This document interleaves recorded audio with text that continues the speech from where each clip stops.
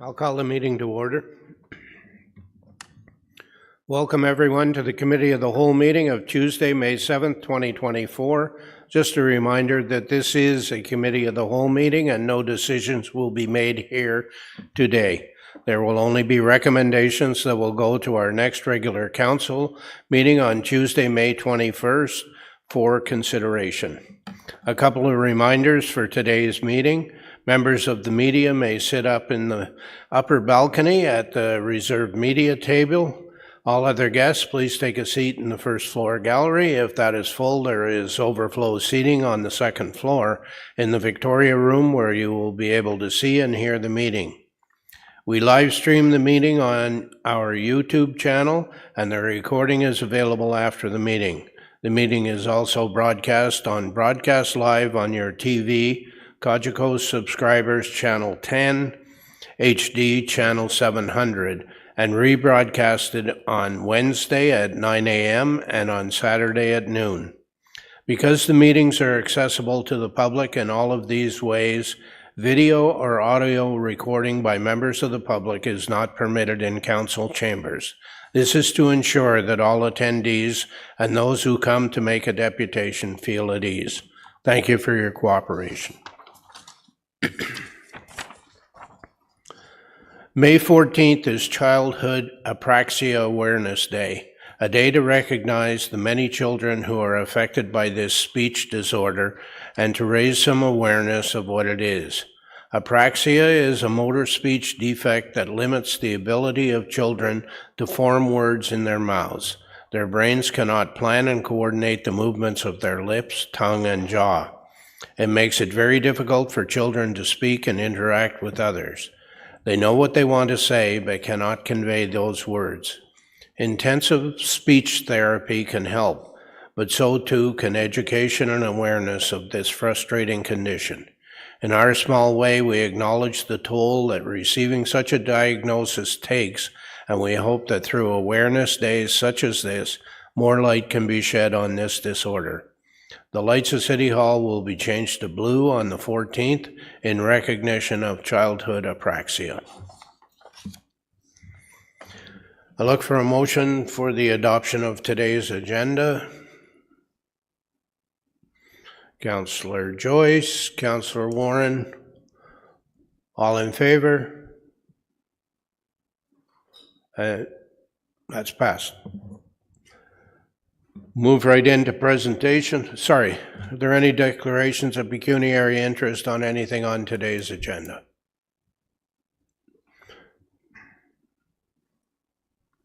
Seeing none, should any arise during the course of the meeting, advise the chair and we'll deal with them accordingly. And now we'll move into presentations.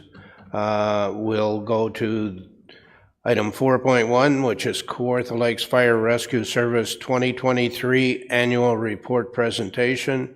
Fire Chief Terry Jones. Whenever you're ready, Chief.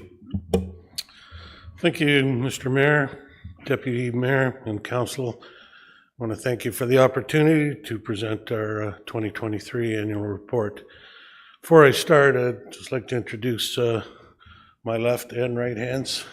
Executive Assistant Valerie Knight and Deputy Chief Mike Matthews. I'd also like to put a shout out, I know they're watching today, to the rest of the administration staff, Christina, Tara, and actually both Kates. We haven't had an annual report done in council and I have no idea how long. So with the staff, we really didn't have a template to follow. So we had to look at a lot of stats and stuff and to actually put this report. So special thanks to them. So why we're here today, what's this on? Basically the master fire plan had put out that we should, under best practice, put out an annual report. This ensures our transparency, accountability, compliance, communication. Also under the Fire Prevention and Protection Act, the fire chief is the person who's ultimately responsible to council of a municipality that appointed him or her for the delivery of the fire services. So our mission to safeguard our community through proactive emergency response, innovative prevention strategies, continuous professional development, enhancing public safety, protecting lives, preserving property by fostering a culture of excellence, collaboration, and community resilience.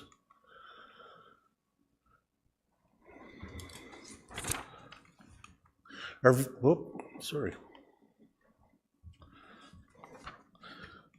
back. Our values: amplify leadership by actively engaging our team, embodying integrity, professionalism, teamwork, adaptability, accountability, and community involvement. Our vision: to serve as the foundation of the community, safety and resilience where every Kawartha Lakes resident feels protected and empowered by consistently adapting to address the evolving needs of a diverse and dynamic community. So under our department service profile, basically it's an approved, oh man, should have had you do this, sir, I guess.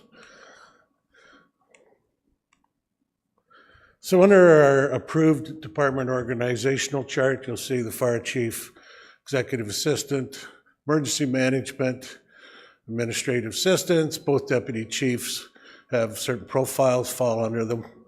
Public education, fire prevention, platoon chief, and then the full-time division. And the other one is mechanical, district chief, training, and the volunteer part of our service.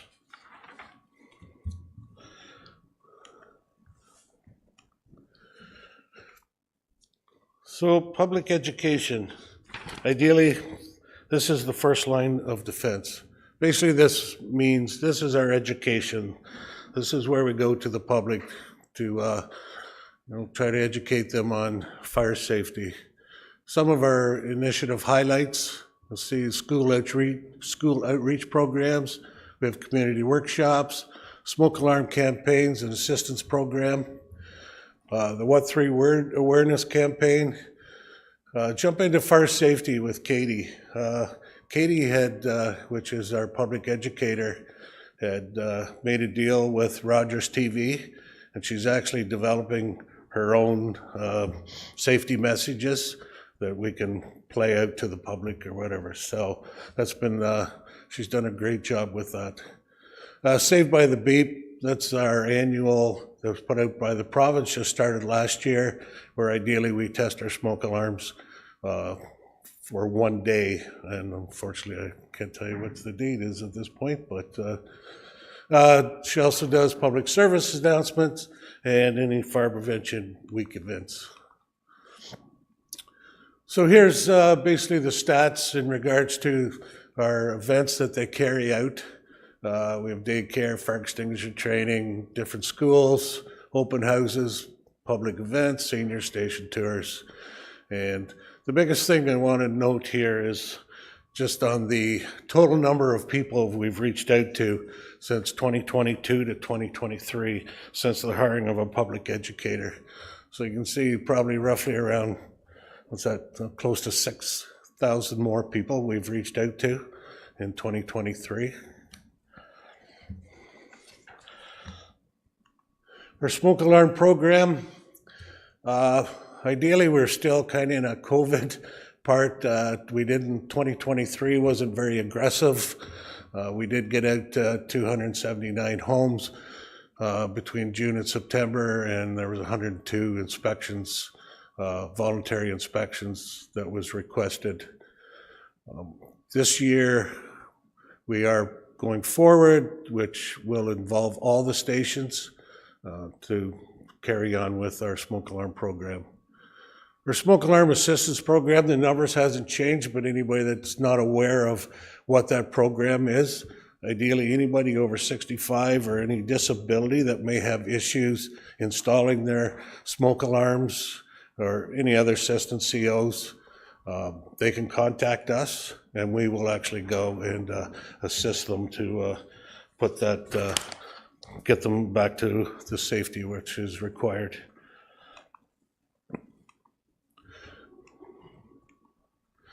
So inspection enforcement is the second line of defense. This is what our Fire Prevention Division does. As you can see, it's broke down, and basically they completed 340 inspections last year. And you can see the types of inspections, mainly routine inspections are their main bulk of their thing, that different hospitals, nursing homes, those kind of things that basically have to be tested yearly. So that's kind of part of where they go.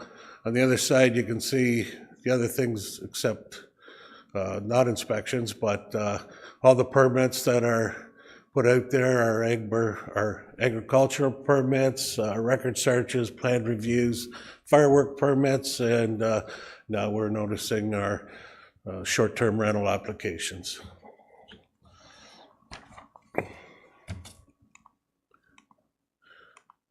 So training, it's been a very busy year trying to ramp up, as we said, under legislation where all our firefighters need to be certified to the minimum level 1 and 2. So we trained 32 existing firefighters to the level of an NFPA 1006, which is our ice water rescue technicians.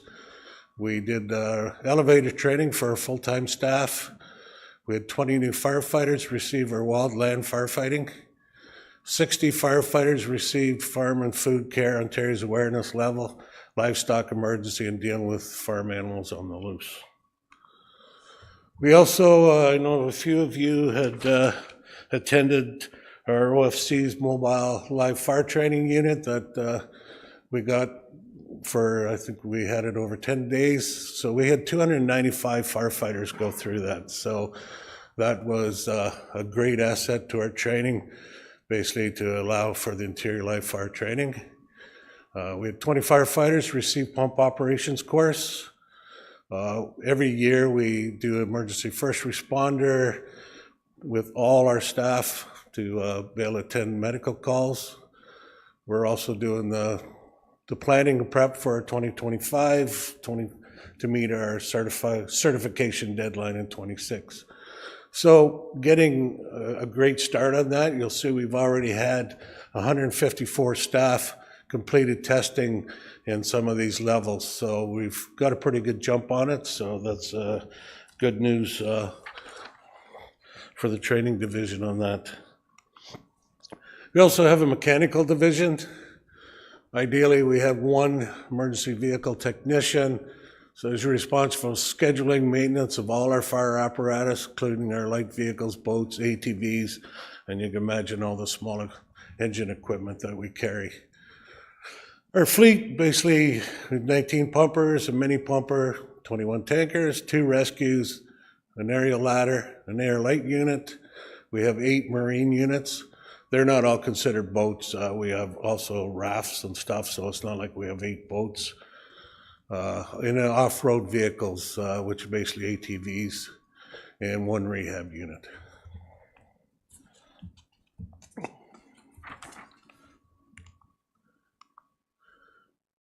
We also have a critical incident stress management and peer support team that we've put together in the last couple of years. So we have 12 members that have been trained and certified in assisting the individuals in crisis course through the Johns Hopkins University and the Loyola University out of Maryland. We have 3 members that have completed and been certified in group crisis intervention course through the University of Maryland. So in 2023, our team supported and invested approximately 38 hours assisting 28 Kawartha Lakes firefighters as part of our peer support grant.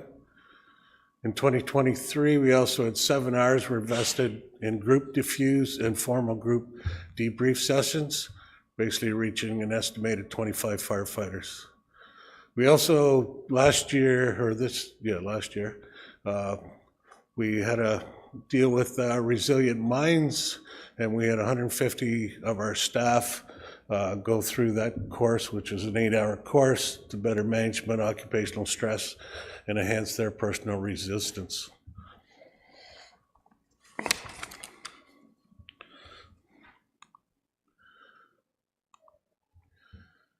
So now into the suppression, which is the third line of defense when all else fails. We can see Our difference in our 2022 instance and our 2023 incidents, ideally we're down about 91 calls from the previous year. 49 of them were actually fires, and you can see how they're broke down. Ideally, we see our medical is still roughly 30% of our calls, and then you can see where else it's broke down basically into the different categories.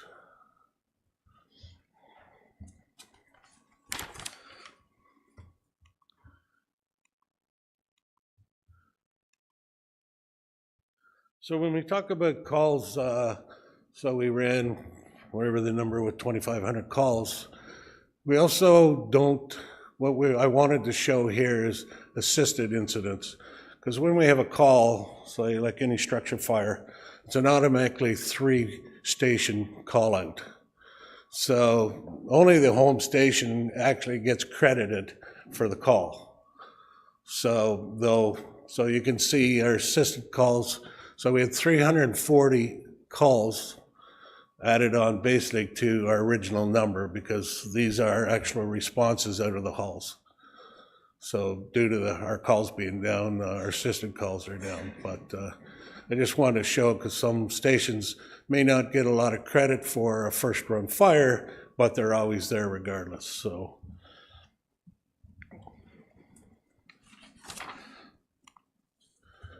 This just ideally showing the dollar losses for, from 2022 to 2023, basically dropping about $4 million. That's, like I said, we were down the number of fires, so ideally our estimated dollar loss will be down. At the very bottom, you see the type of injuries that we occurred over 2022 to 2023. Firefighter injuries were up a couple, civilian injuries were up 4.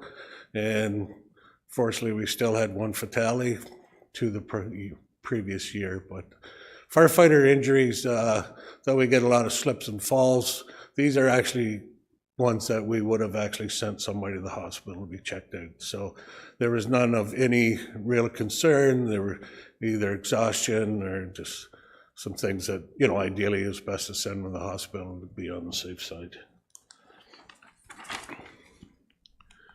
The fire service also runs automatic aid agreements. This is the 6 different townships that surround us that we have automatic aid, which ideally we are closer. So we get the initial call right off the top. And then if it's anything beyond an hour, we would call in their own stations to take over the call. But so you can see pretty much the same from one year to the next as far as the number of times we actually left our own municipality. So volunteer staffing, we can see we have increased about 30 from 2022 to 2023. My main goal is to get the minimum of 15 per station. 20 would be great, but ideally be recognized. We pretty would like to have 15. So we have, got a little better. And what I want to say, after we do have a recruit course that actually ends this week, and that will actually bring both Bethany and Kirkfield out of the yellow into the green. So. And, we've always spoke about, the Cardins and the Kinmounts and the Burnt River being, the minimum people in the areas to recruit from. It's pretty hard. Will we ever be able to see, 15 in those stations? I'm not really sure, but at least we certainly have moved forward with, most of our stations. So that's good news on the retention and the hiring.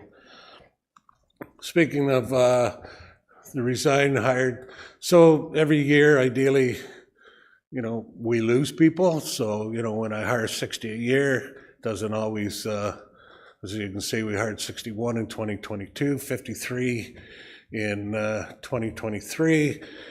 But like I said, we lost 40 in 2022. And another 22 and 23. So when I hire 60 at a time, and 60 leave, it's tough to keep our numbers up. But our recruitment has been going fine, except what I mentioned in those couple different stations, that recruitment will always be an issue. So our average response time for type 1 fires, which is basically house fires or any kind of structured fire, I broke this down into, a daytime and a nighttime response. So my ultimate goal is to a minimum of 4 people on scene within 14 minutes. I've always put the pressure on that minimum of 4. Basically, in the fire service, we have a 2 in and 2 out rule. That allows us to, actually, if we do arrive on scene and a rescue is required, then we do have the manpower. So we could see in 2022, in the daytime, which was always a little tougher to find personnel in the daytime. Everybody has a job outside of the fire service and the volunteer division. But we have pretty much, we have certainly brought that number down in the day. We're not quite to the 14 yet, but we can see when it's broke into the nighttime, we are meeting that minimum.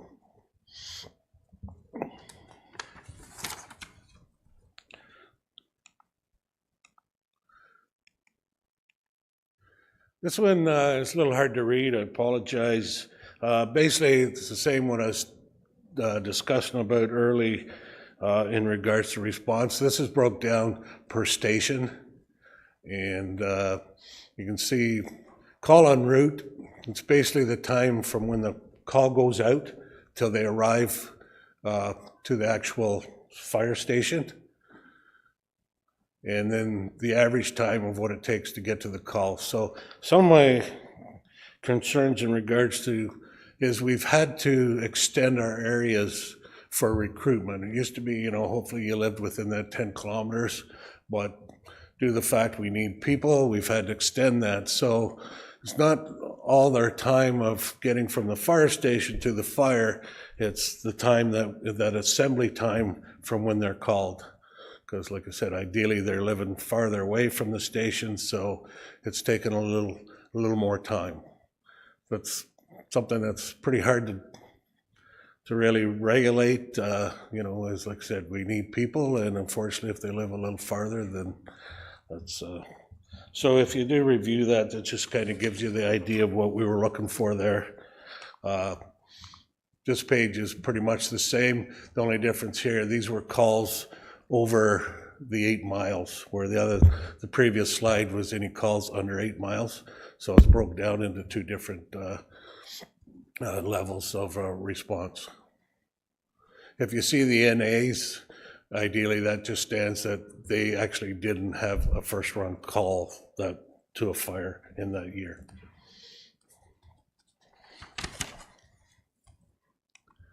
So station overview.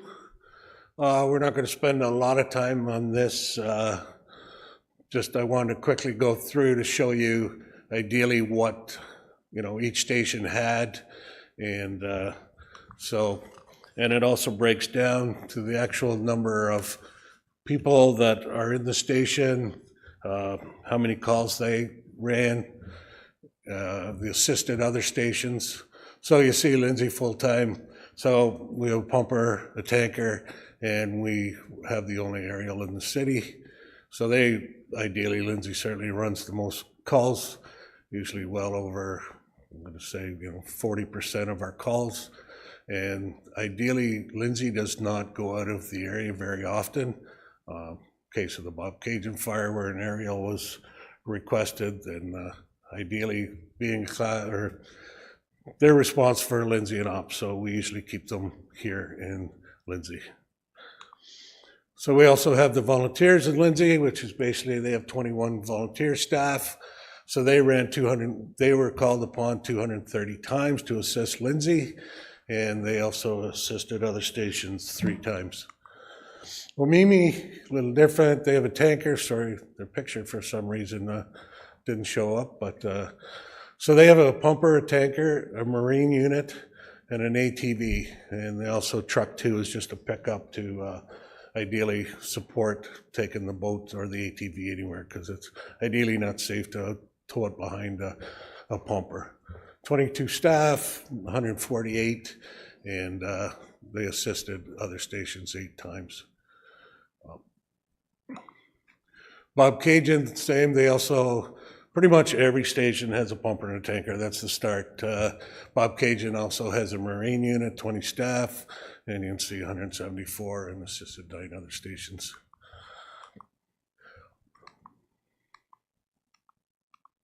Ops is a little different. Ops is pretty much is just an assist station. So that's why you see their number is down to 3. But they also ran 43 calls assist to other stations. Lindsay pretty much handles all first response in the Lindsay and Ops area.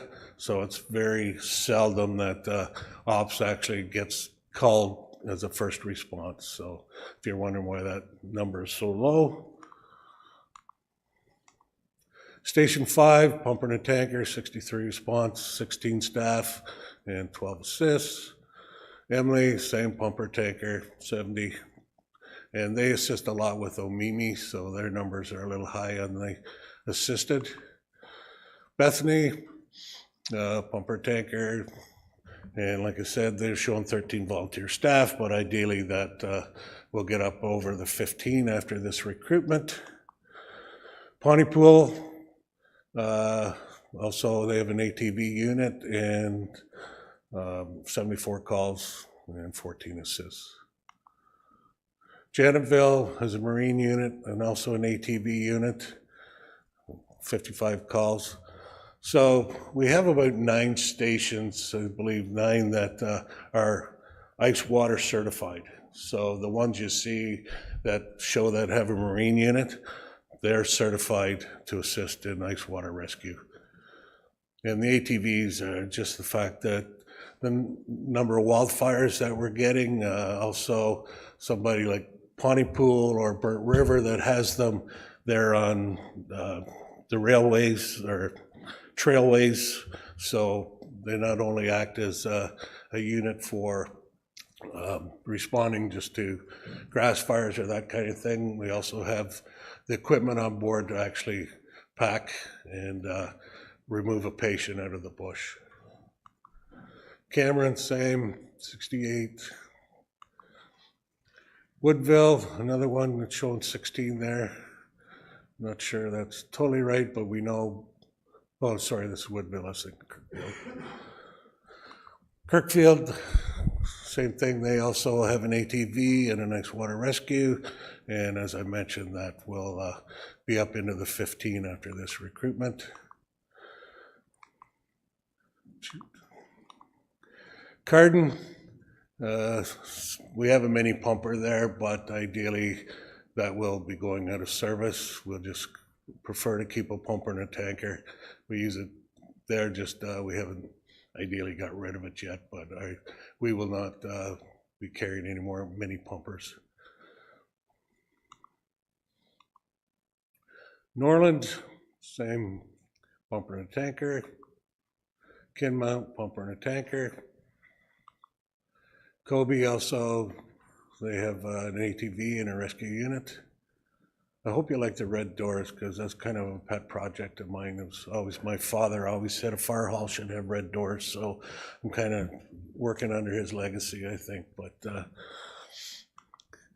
Burnt River, ATV. Burnt River also carries our rehab or houses our rehab unit. So any major unit or any major incident, we would call on them to attend. That's basically, you know, supplies us with their water, food if required after so many hours. They also carry we have cooling chairs, and like I said, ideally it is our main rehab unit. So we do have a new one on order, as this one is probably about 25 years old. So Mariposa is our latest brand new station. It also has a marine unit and an ATV. And then Finland, they have a tanker, pumper. So they have an air light unit. That's the only one in the city. Also, this goes to any major incidents. It ideally fills all our SCBA bottles on scene. Before, we used to have to truck them back to certain stations to get them filled, and it also has a major light package to light up the scene.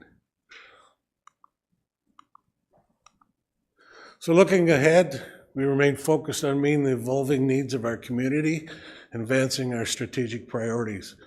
We will continue to invest in training, resources, and personnel to further improve emergency response times, enhance firefighter readiness, and prevent and mitigate fire-related risks.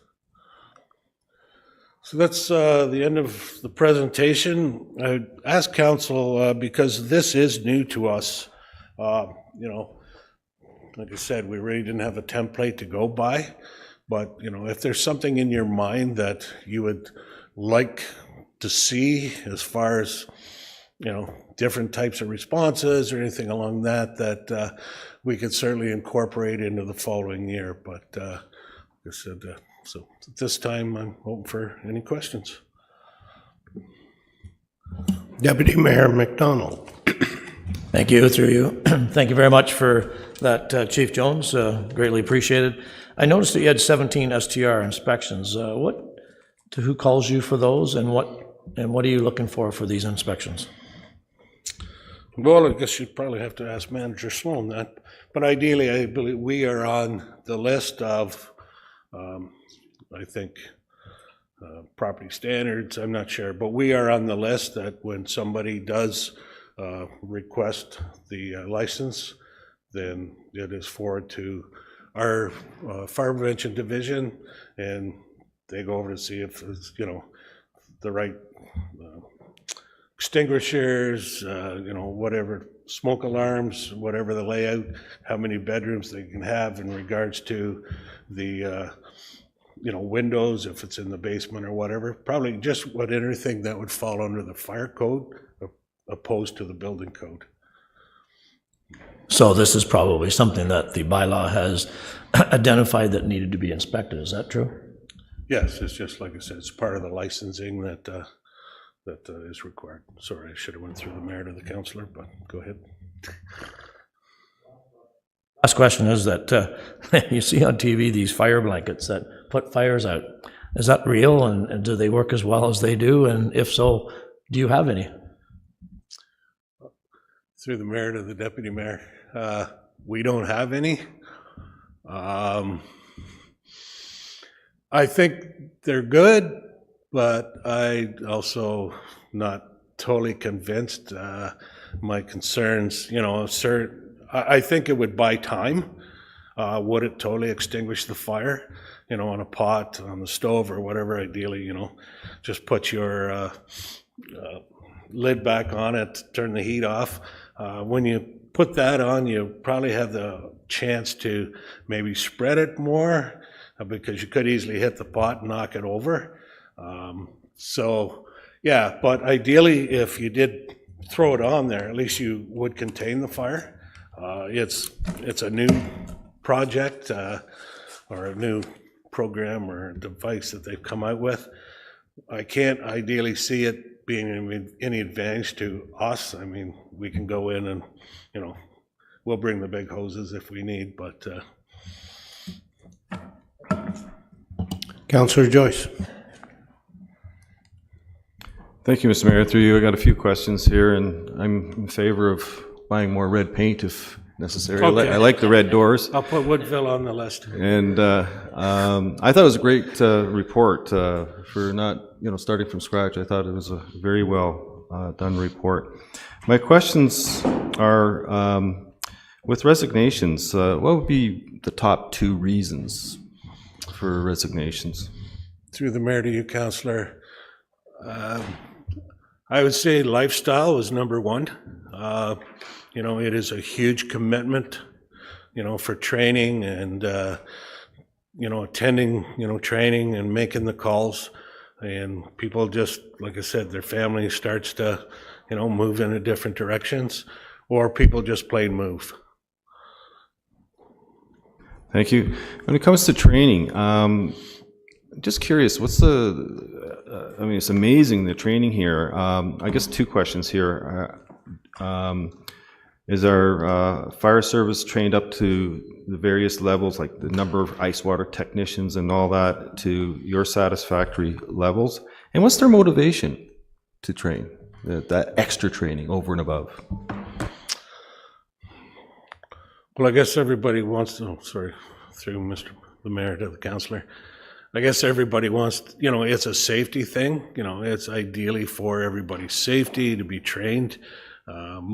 Personal motivation, I mean, some of them just love doing the job, right? So, and ideally, there's also some, I don't know if it's good or bad, but we've had a lot of firefighters out of Kawartha Lakes that have moved on to full-time careers.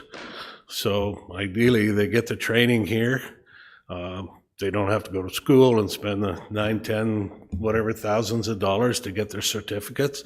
And plus, it looks great on a resume. So, thank you. I really like your slide there and in the report there on the mental health aspect. I think it's very vital, very important. So I'm curious, is it a passive approach? You wait for a firefighter to say, hey, I need help, or is there proactive, like I know this is a tough question, but will a member recognize with another member needs help, would they reach out, say, So through the mayor to the councillor, after any major incident, the team is automatically notified, and then they will reach out to whoever the individual, or it may be the whole team, maybe the whole station, and check up on them. Are they needing any assistance?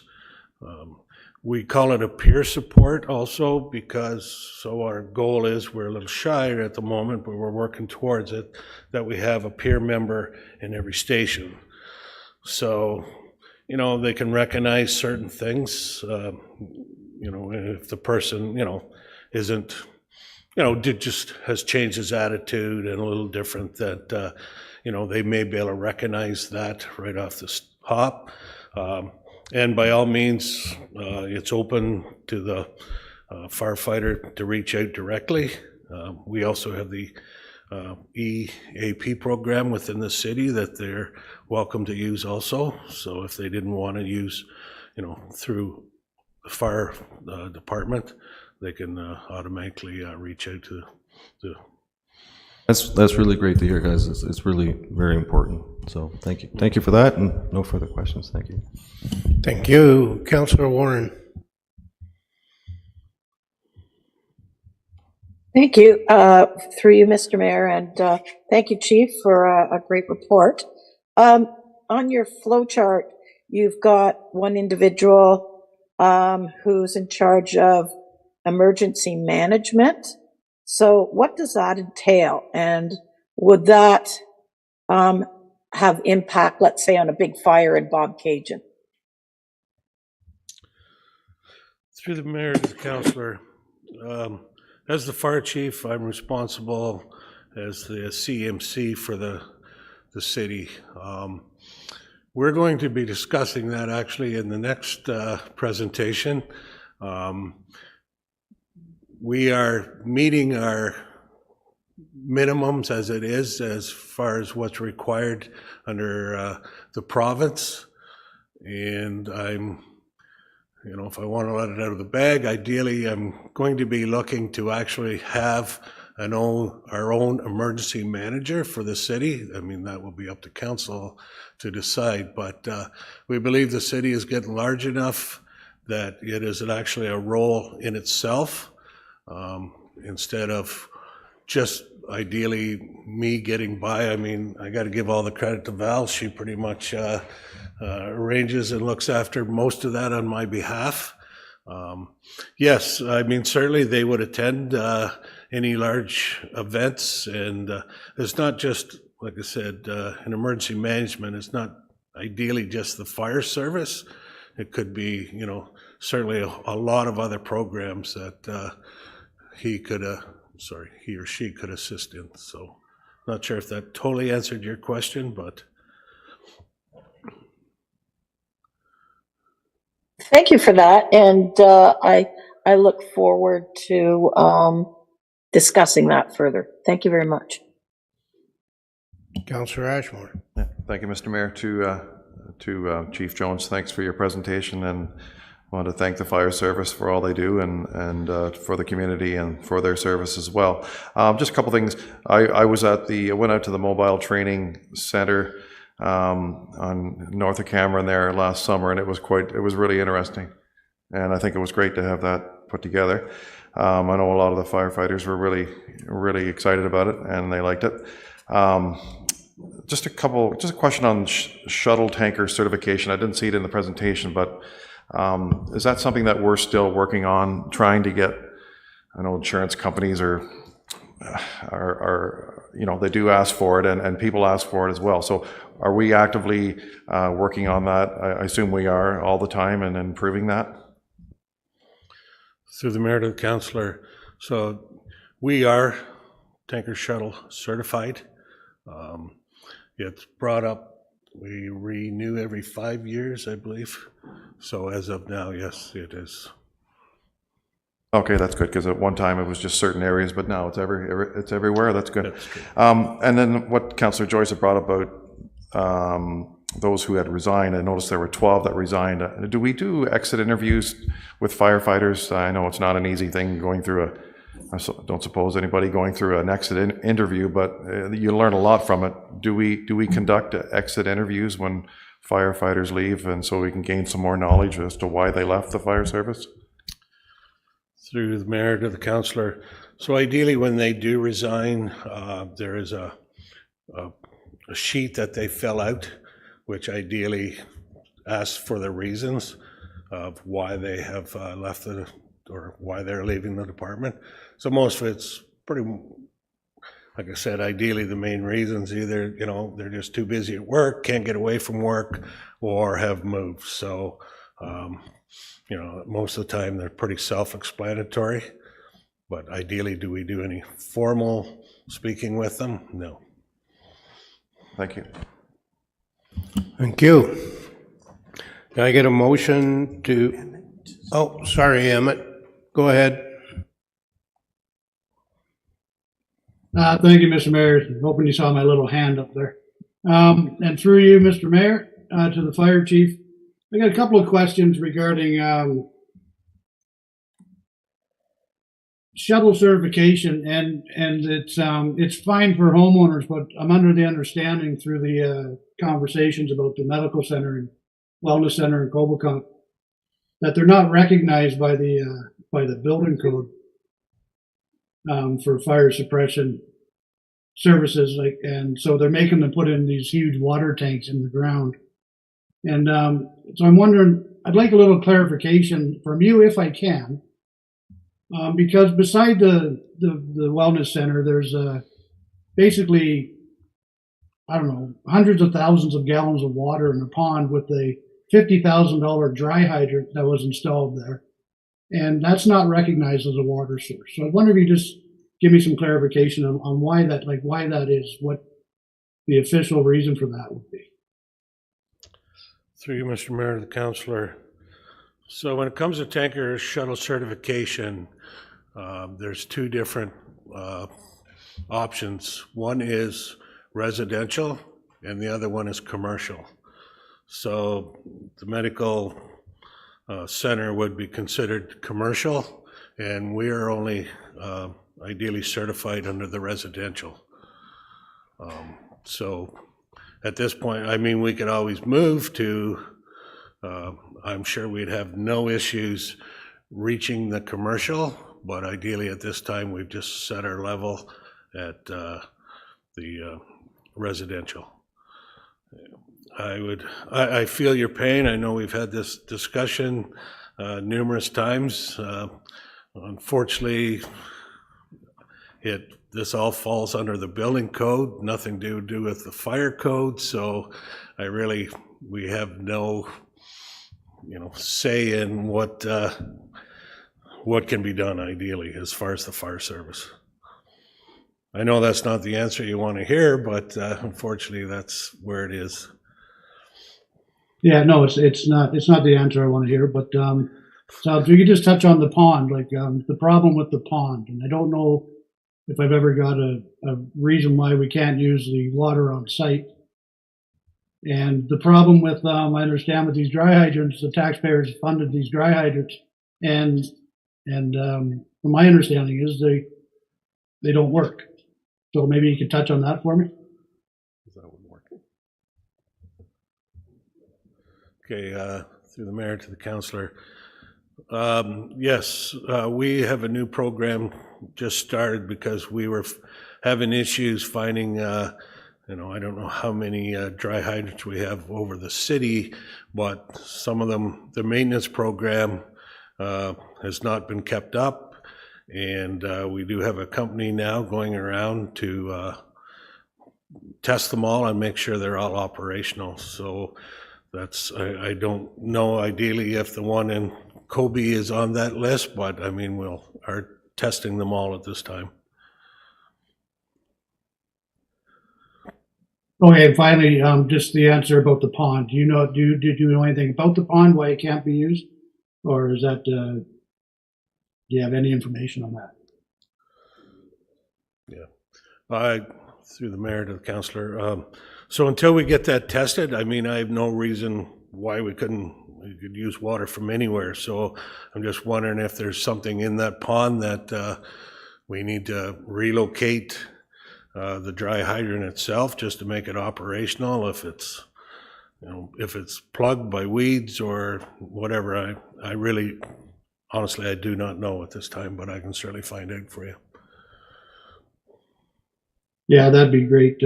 Might be too late by the time we find out anyway, but it's just going to add hundreds of thousands of dollars to the cost of that new building. So, okay, that's all I had. Just thanks for the report. It was very good. Thank you. Thank you. So I need a motion that the presentation by Fire Chief regarding Kawartha Lakes Fire Rescue Service 2023 annual report be received, and that this recommendation be brought forward to council for consideration at the next regular council meeting. Councillor Ashmore, Councillor Perry, all in favor? And that passes. Thank you. Moving on to item 4.2, which is fire service establishing. The report needs to be received as well. Sorry about that. That the report, Kawartha Lakes Fire Rescue Service 2023 annual report be received, and that this recommendation be brought forward to council for consideration at the next regular council meeting. Deputy Mayor McDonald, Councillor Warren, all in favor, and that passes. So now we're on to item 4.2, which is fire service establishing and regulating bylaw presentation. Chief Jones, whenever you're ready. Thank you again. We're going to deal with establishing regulating bylaw.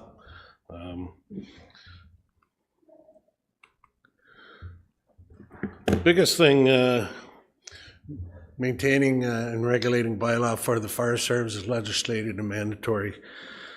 This should always, we haven't had in one of these. Again, current bylaw has not been updated since 2002, so well over 20 years ago. Ideally, this should be reviewed by council and the fire chief probably yearly. This bylaw basically is what council sets the level of service. So, and we'll go through it, but this is really important, not only just for myself, but for council, because ideally this is what you are setting, so you need to be, ideally, know what the levels you're setting. So it's also a recommendation of the master fire plan to review and update, just because it's been so long. Basically, this provides a framework for the efficient fire service delivery.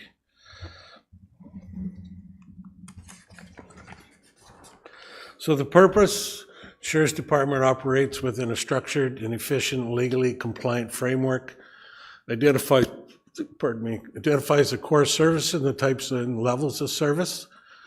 Also shows transparency, accountability to residents around the scope of service, and defines the responsibilities of the fire chief and council.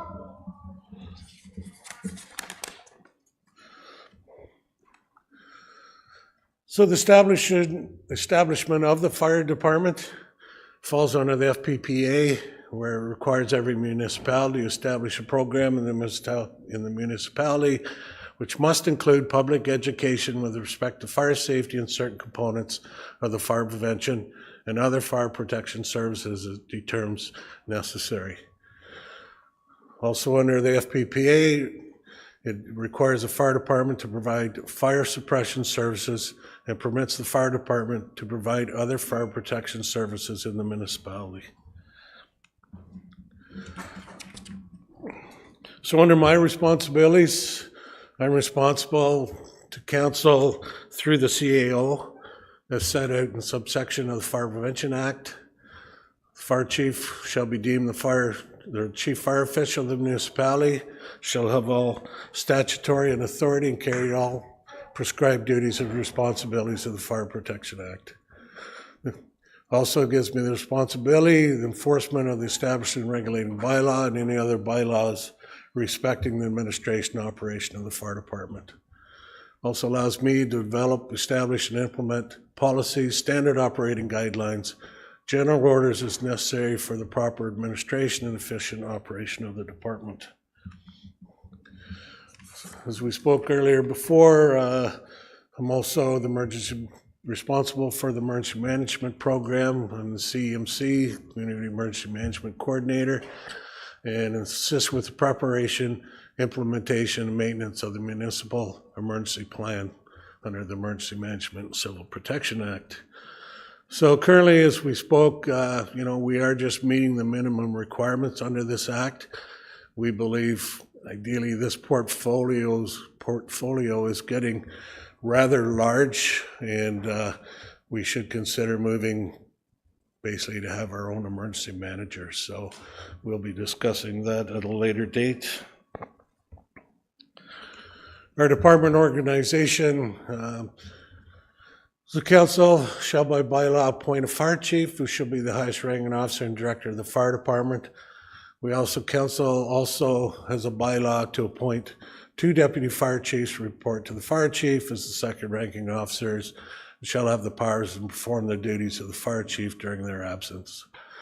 It's also part of our, as we spoke on our graph before, our other fire department divisions: emergency management, training, mechanical, administration, fire suppression, prevention, and public education.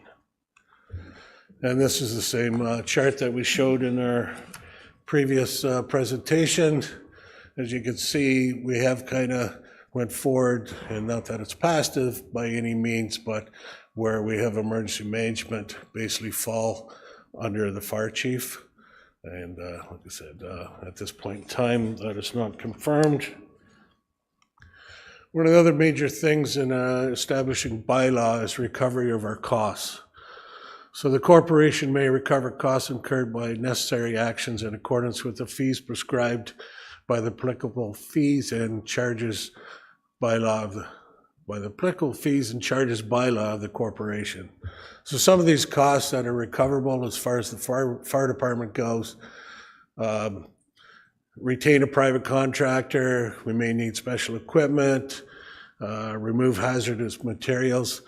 Basically, when we talk about that is if we need to bring in, say, a backhoe or hi-ho, a third party in regards to removing hazardous materials. We also sometimes need to, mainly under the fire marshal's office, may request certain equipment to assist in their investigation, determine the cause. If it's not safe to go in, they will not go in, so we have to make the area safe, which, like I said, removing certain parts of the building to allow that we can actually get into. So when we get into the actual establishment of the bylaw, so this is where council, you need to know our level of service. And as, like I said, council sets the level of service, so we need to know ideally what you're setting and if any changes you require.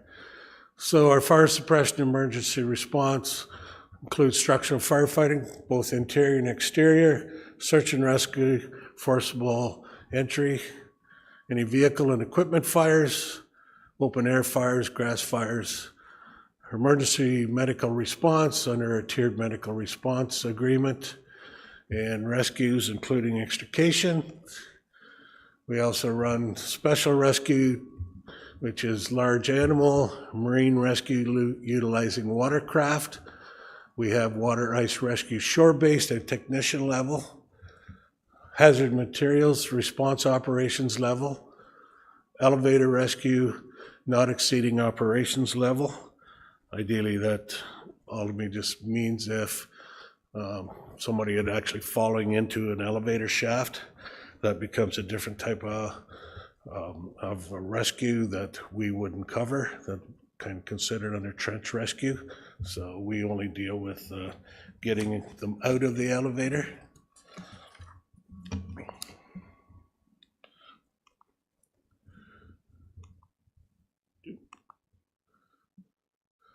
And also under establishing the bylaws we spoke at the very first, we're also responsible for training as per legislated requirements, to have a fire prevention division, which does inspections, enforcements, plans review, public education, fire safety programs, and we're also required to do fire investigations. So there's the things we do, and then there's the things we don't do. So other technical and or specialized rescue response, including trench rescue, rope rescue, building collapse, confined space, swift water, and any other technical rescue not included in approved service listed in Appendix B shall not be provided by the Kawartha Lakes Fire Rescue Service beyond the awareness level. So those are ideally things that we are not trained to do. So at this point in time, we do not do them.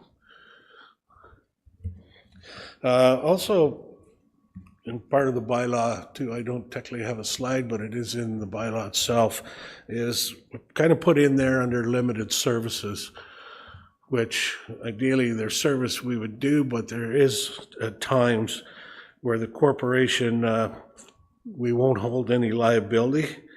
And some of these things are inaccessible properties where we can't get into, like our trucks just will not go down the driveway, might certainly cause a delay in response or actually putting out the fire.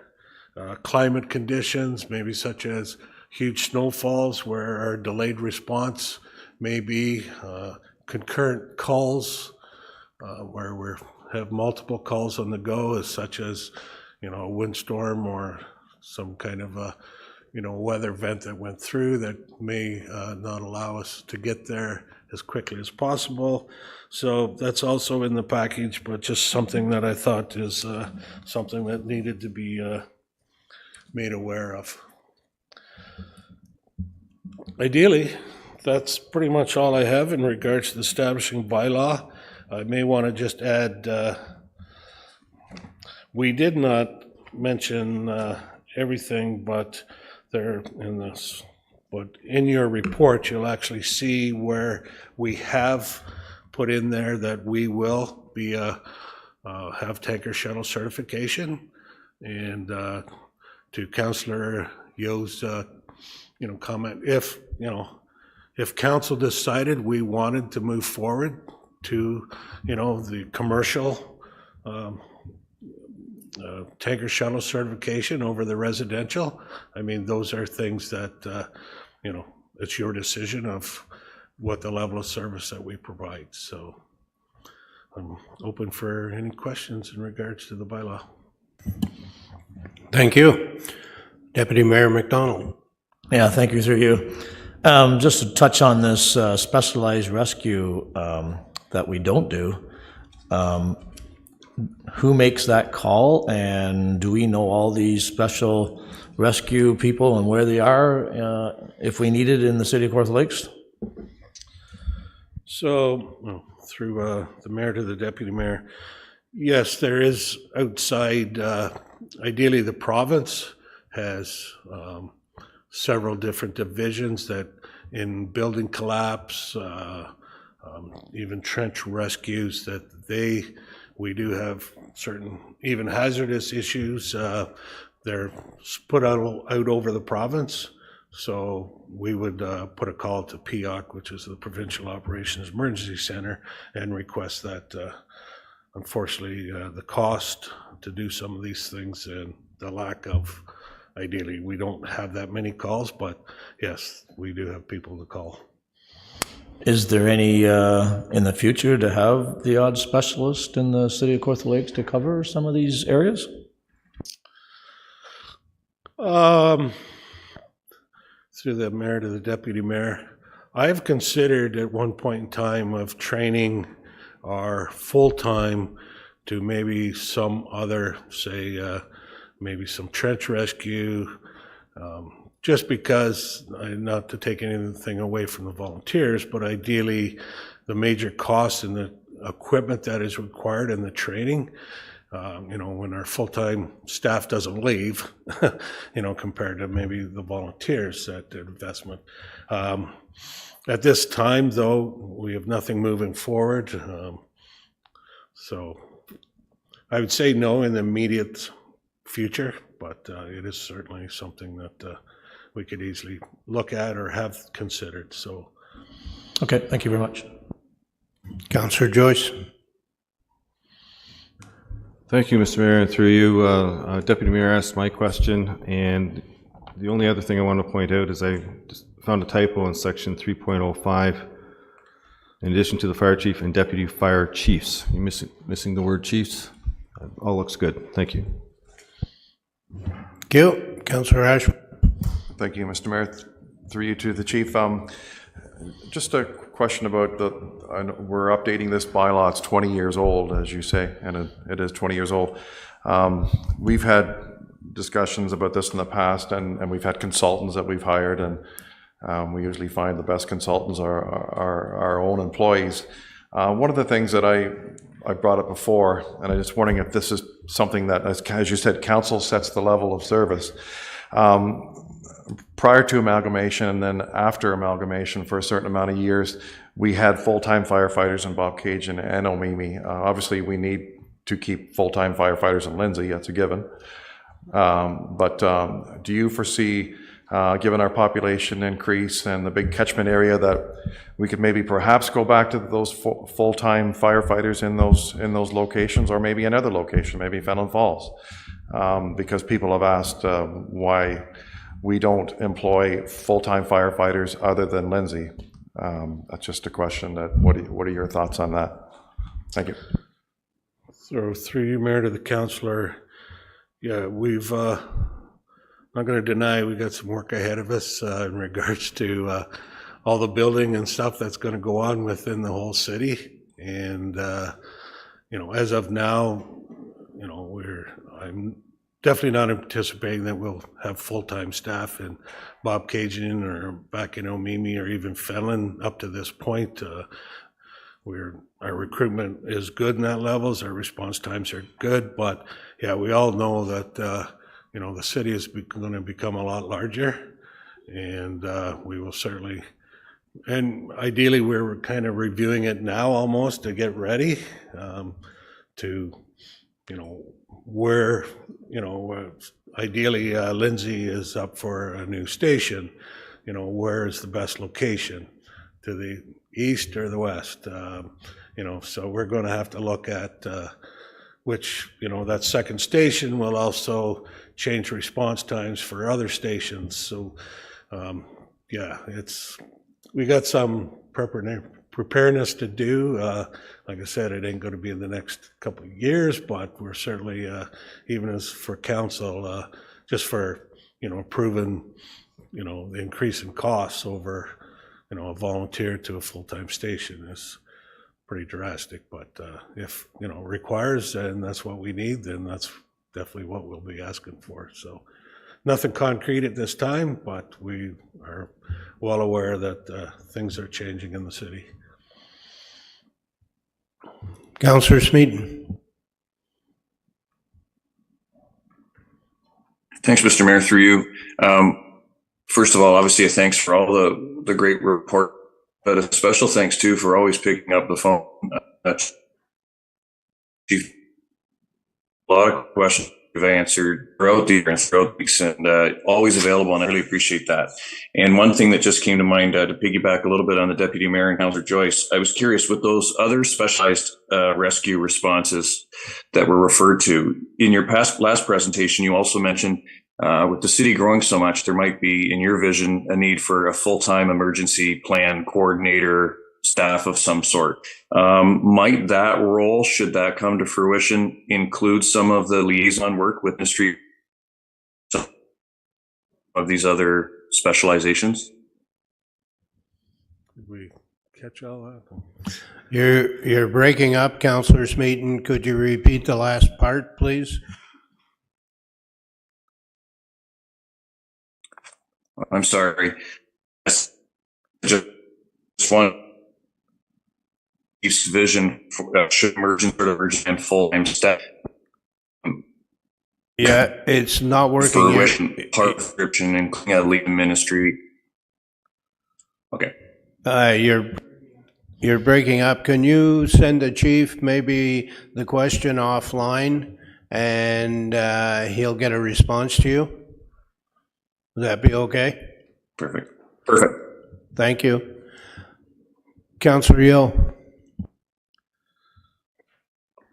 Thank you, and through you, Mr. Mayor. A couple of questions. You mentioned emergency manager, and maybe not to you so much as maybe the CAO. And what would be the benefit of an emergency manager versus a city manager? Because in my mind, it would take a lot of justification to hire an emergency manager. But if the role could be expanded to a city manager, I wonder what the benefits of something like that might be in comparison. Anybody can answer that. Thank you, Mr. Mayor, and through you.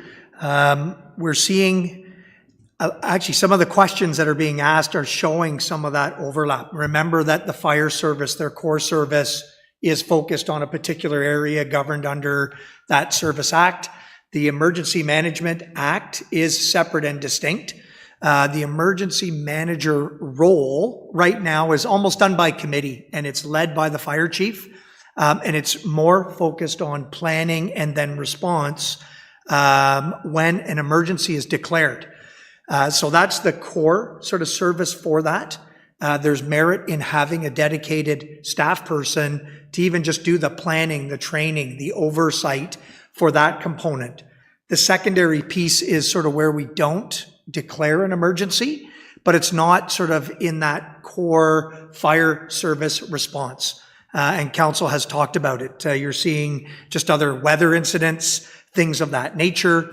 And so there's a coordinating effort that's needed that doesn't really sit in any one emergency service portfolio. So the need and justification for that emergency manager would be looking at that role as well. And then the third piece, I think, where Councillor Smeaton was also requesting is there are some unique circumstances. So specialized service, liaison with the province.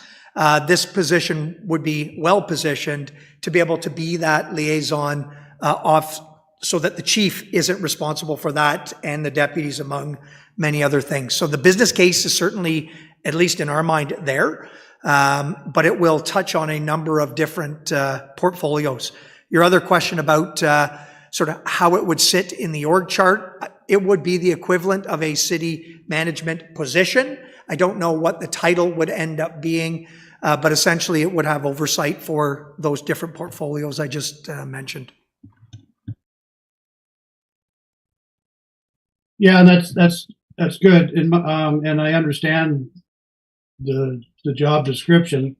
And, but it kind of, to me, in my mind, in my opinion, it's kind of akin to a hydro worker. You wonder why there's so many until you need them. And so if there was an expanded role for a manager, and that's why I mentioned a city manager, where they're doing the damage control and they have the plan already, and then they're not, and forgive me if it sounds, but they're not sitting around waiting for something bad to happen. There's other stuff happening in the city that they can step in and help with in a management role, backfill, anything like that. But that's just my opinion, not really a question there. I'm interested in the commercial shuttle certification, and I would like some information on that.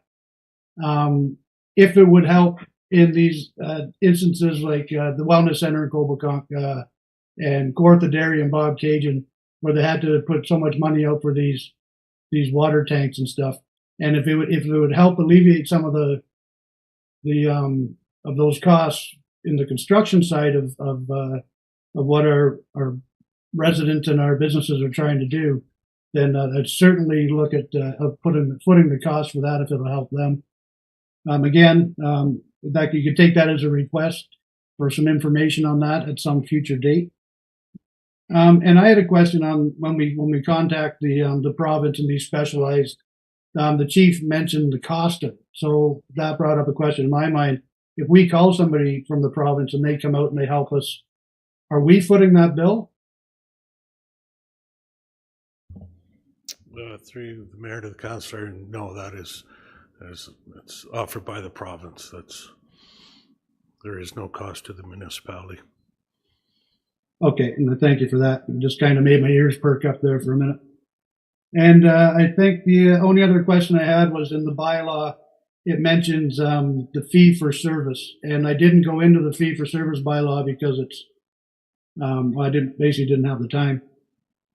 So my question is around insurance companies. When we go to automobile accidents and stuff, we get reimbursed. Am I correct in that? That is correct. Okay, now I'm wondering about structure fires. When we go to a structure fire, do we bill the insurance companies back for any of the, not the homeowner itself, but the insurance companies and the fire coverage on those structures? Do we bill them back for our service? Through the mayor to councillor. Not for the actual firefighting, but if it was, like I said, I needed to bring in a specialized equipment, or like it was a hazmat incident, that would fall under their insurance company. If the insurance company doesn't pay for it, then ideally the insurance company is responsible if you got insurance. So, yeah, so that's to answer the question.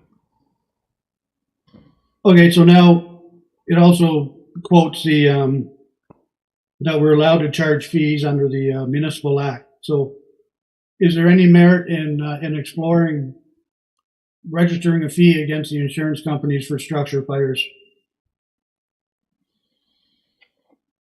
as a cost recovery? If we're allowed to, then because honestly, the cost of firefighting it's just getting absolutely, when a fire truck costs almost $1 million and fire halls are costing $2 million, it's a great service.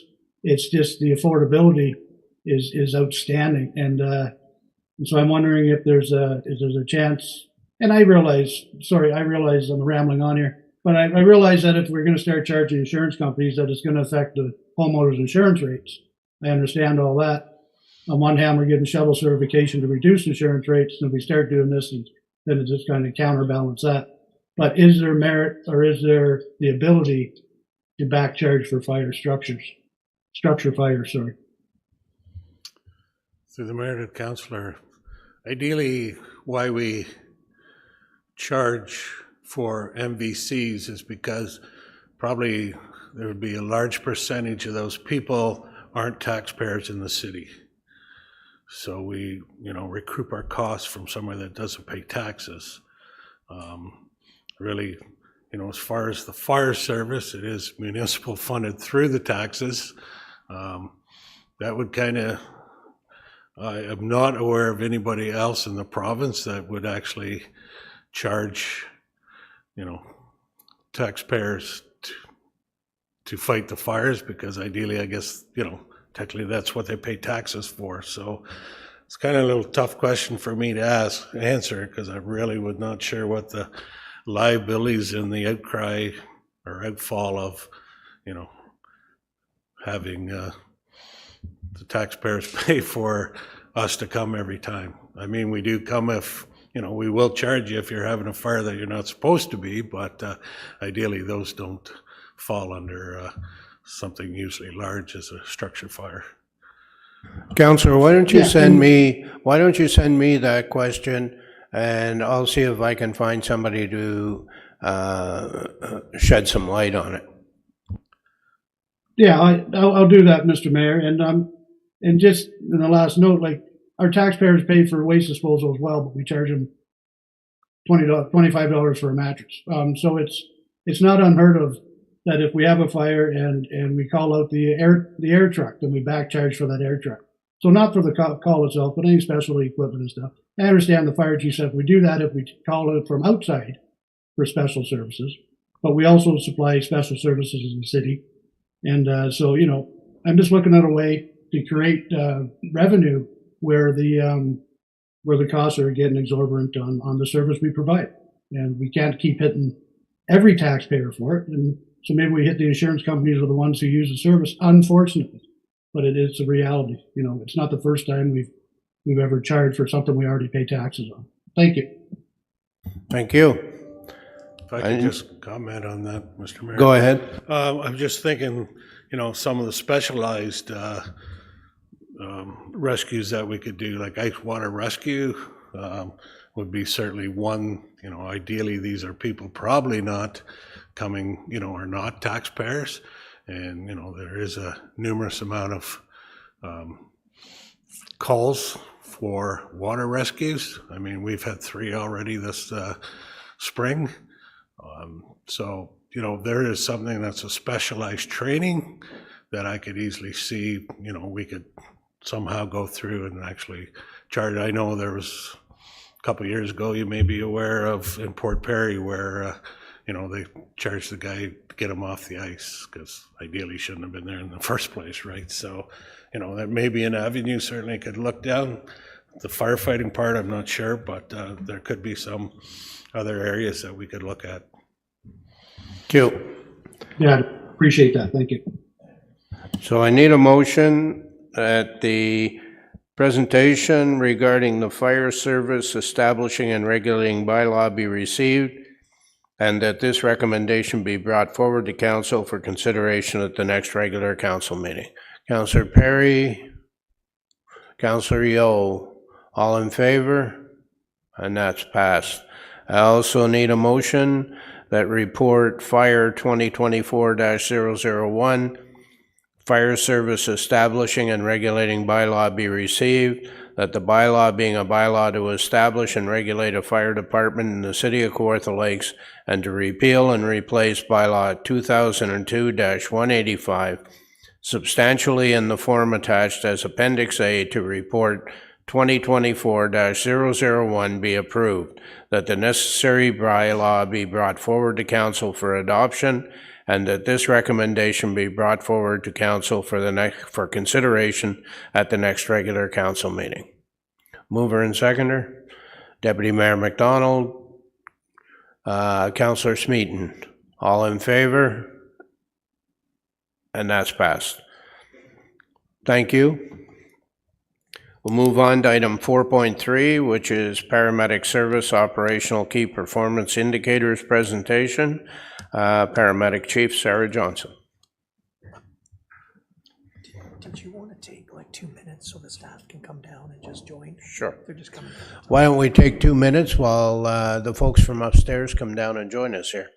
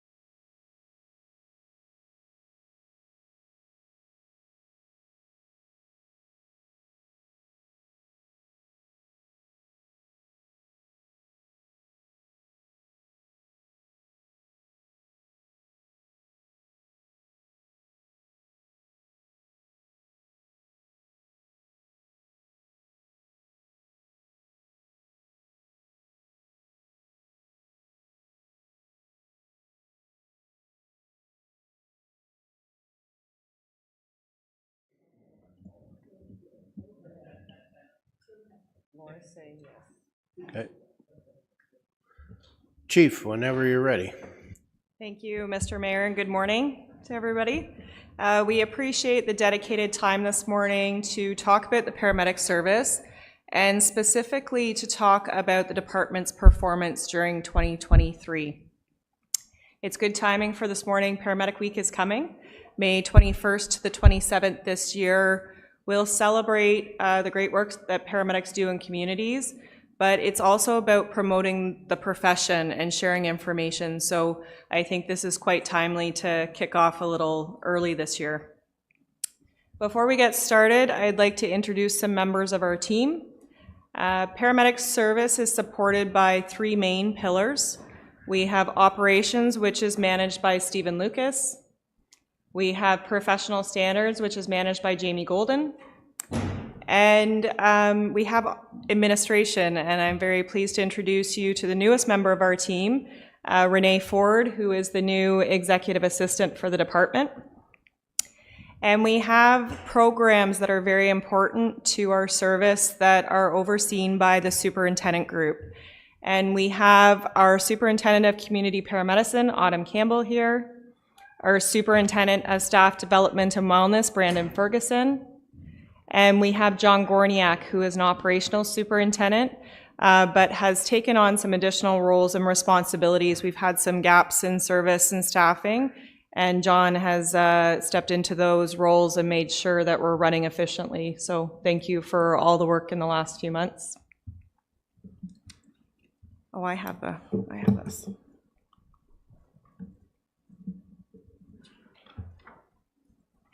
So this morning, I'm going to be walking you through a report and presentation that hopefully you're used to seeing from Paramedic Service, which is our annual performance report.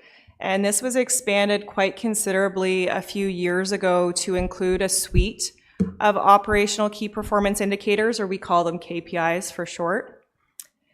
The purpose of the expansion was really to provide a comprehensive overview on how the service was operating. So it helps us identify areas that we're doing very well in. In other ways, it helps us identify areas that need improvement. And it arms key decision makers, such as yourselves, with the information required to make evidence-based decisions for the best nature of the community, our residents, and service delivery. As you know, the new strategic plan specifically has KPIs outlined.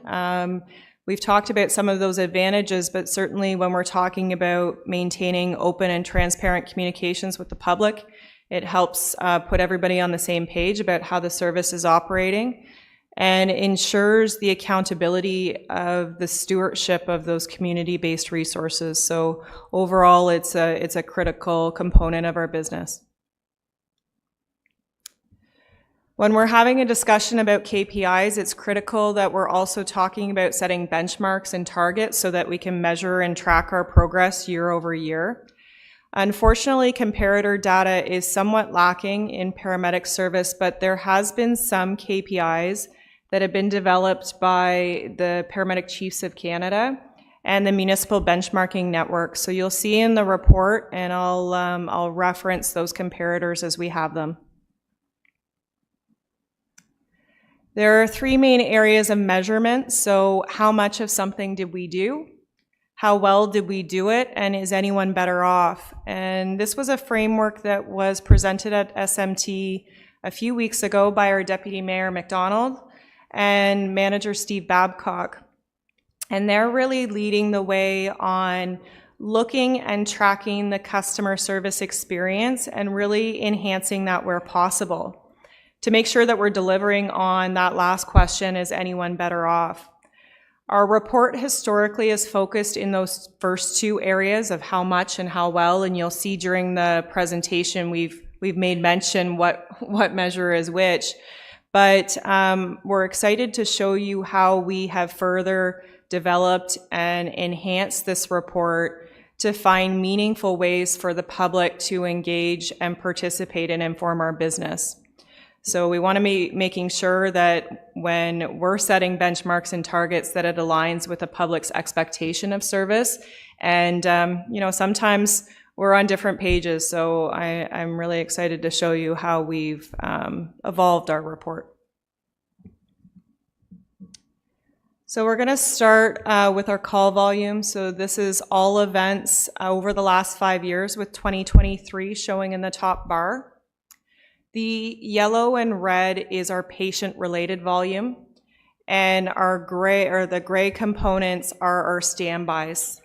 So, you know, we move vehicles strategically around the county to make sure that our response times, that we're meeting a timely response.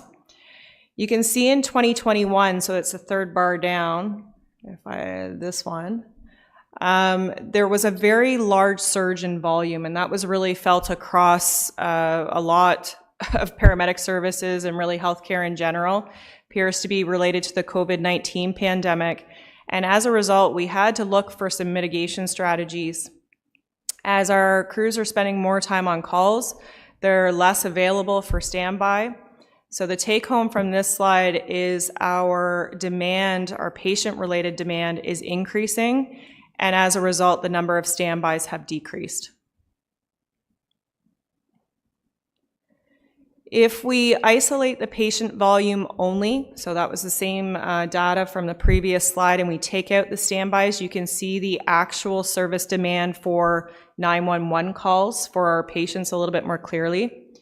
So that middle bar, that 2021 year, was really this enigma of a year. We had a volume increase of about 12% from the previous year. The good news story is that this has leveled off to a more consistent and stable rate of increase. So the increase in service demand in 2023 was about 3.36% over the previous year. Those numbers are small below, but if you look at these numbers here, if you add them up, the patient-related volume, or calls for service during 2023, was about 14,000, give or take. And that is equivalent to about one call every 35 to 40 minutes. It's about every 38 minutes. So it's certainly a busy system. Part of this report is to talk about our legislatively required items that we report to the ministry on behalf of the city and on behalf of council. One of those is response times. And if you can remember from back in the fall, it's divided into targets of patient severity. The takeaway from this slide is happy to report during 2023, we're meeting and exceeding all of our response time targets, which is very good news. This is a volume measure per capita. So we're going to focus our attention on the top right graph, and that indicates our volume measure for urgent and emergent calls. So essentially, it's how many people in our community out of 1,000 used paramedic service over the course of a year. So 2023 is showing on the far right of that top graph right here. And that indicates that our volume measure in 2023 was about 178 people per 1,000 needed paramedic service. You can see by the yellow line that goes across the graph, that is the municipal benchmarking comparator or average. So our community has more propensity, or they're more likely to call paramedic service than the average community. There's lots of different contributing factors for this. If we look at the age or demography of our population, certainly needing paramedic services a little bit more as populations age. But also if we look at resources or a lack of resources outside of 911, urgent care clinics, those sorts of things are not overly ample. And often 911 is the only place for people to turn. So 178 people per year out of 1,000 in our community need paramedic service. It's a pretty high number. I do want to spend a little bit of time on this slide. It's another usage measure. We call it unit hour utilization, or UHU. And it's the percentage of time that paramedics are actively involved with a patient. So there's lots of things they do throughout the course of a day, documentation or cleaning, restocking. That's not included in this value. It's strictly the amount of time that they're with a patient and can't do anything else. It tends to be a little bit of a lever. As your percentage gets quite high, it can indicate that your system is too busy. It can also signal some more serious issues like not having ambulances available for the next call. If we look at the contrast to that, if the percentage is too low, it could indicate that you have a lot of resources and not a lot of work. So it tends to be a little bit of a pocket of where you want to be for an optimal use of the resources that you have. There's no set ratio, but the industry standard is 35%. And you can see by that top graph, that's that yellow line that goes across that graph. In 2021, when we had that surge in volume, we were right on that 35% utilization. We added some paramedics, 4 of them in 2022, and that helped to absorb some volume. And as that call volume is increasing, we're creeping back up towards that threshold or, to stay underneath that target of 35%. Another part of the picture is the bottom right-hand graph. I know this is something we get asked about frequently, and that's the code 0 rate, or how much time we're spending with all of our ambulances occupied in the city. I want to be clear that this doesn't mean that if a 911 call came in, that no ambulance responded. An ambulance responded, but it was likely to respond from another service, another municipality neighboring to us. And as a result, it's more likely to translate into a response time delay. So in 2023, this is something that we're watching closely because we see that trend line creeping up year over year. But we spent about 24 minutes a day. It's not infrequent that we have all of our ambulances deployed on calls.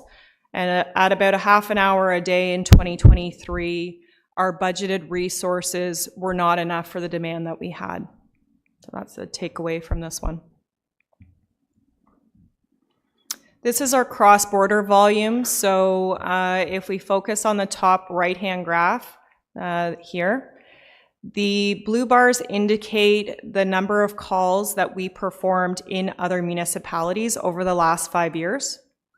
And the yellow bars indicate how many calls were done by other services in our municipality. So, very similar trend here on both sides that we're seeing both numbers increase. It's not just Kawartha Lakes call volume for paramedic service increasing, it's really being felt across the province. So we are both going into other municipalities more and having the mutual aid from other services at an increased rate from 2022. The somewhat confusing, but if you look at the bottom, that's the difference. And we are a net receiver of about 622 calls in 2023 from another service. This is an interesting measure of lost time in hospital.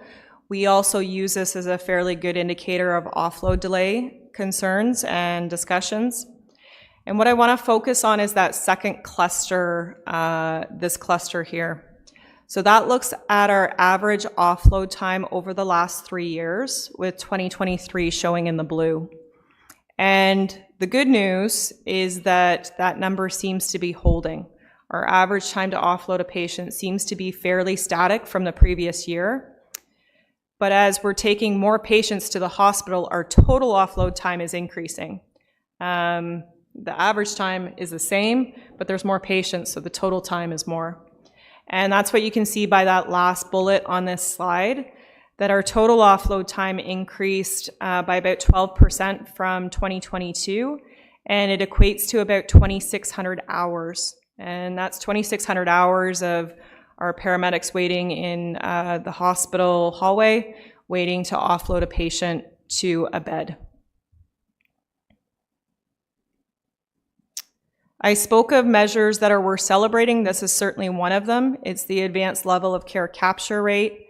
There's 2 levels of care of paramedics in Kawartha Lakes. There's primary care paramedics, and there's advanced care paramedics, or ACPs. The advanced care paramedics go through some additional training, and as such, they're able to provide more treatment to a patient, things like opiate or pain control, different airway therapies. And our strategy is to match up or pair up a primary care paramedic with an advanced care paramedic. So when you have an emergency, you get one of each arrive to the scene. That strategy has resulted in superior performance in this area. The top right graph indicates the amount of calls in yellow that we had at least one ACP respond. And the bottom right indicates the amount of times that we had our most serious patients transported with an ACP on board. So we really want to give kudos to the city and council for supporting all training measures to make sure that we have exceptional quality of care in our community, and the continuation of the ACP program, which is really causing us to shine in this area. Cool.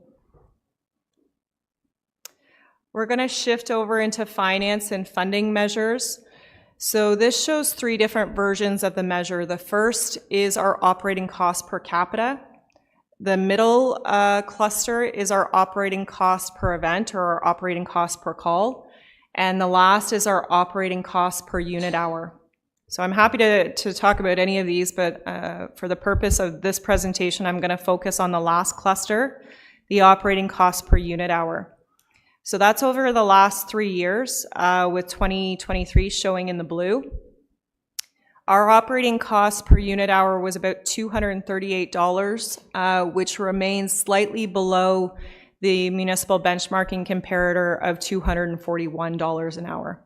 So again, something to take note of. We're doing well, and certainly want to pass that message along, that another measure we're celebrating.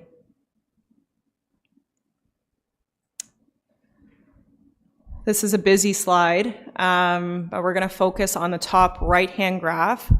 This is another financial funding measure. It could be more accurately renamed as a fleet measure. The gray bars indicate our fleet maintenance costs over the last 5 years, and the yellow bars indicate our maintenance plus our fuel costs over the last 5 years. You can see that trend gradually increasing. The average operating cost per kilometer was about 70 cents in 2023. Lots of different reasons for that increase, but we're still having a lot of challenges securing a timely replacement of our ambulances and our fleet.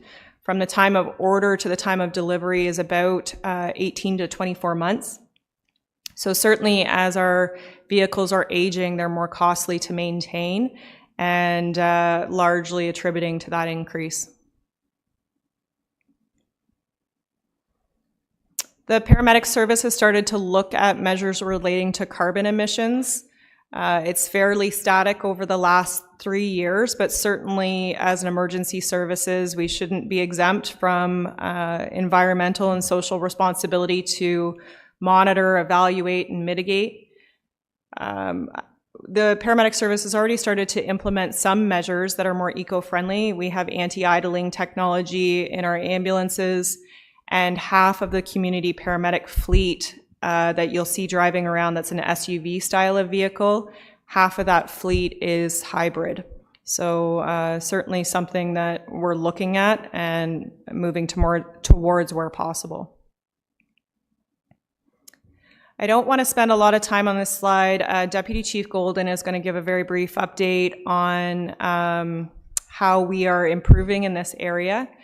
This is a satisfaction measure. It's a very passive approach of comparing the number of complaints in gray to the number of compliments in yellow. And overall, the story is good. We get more compliments than complaints.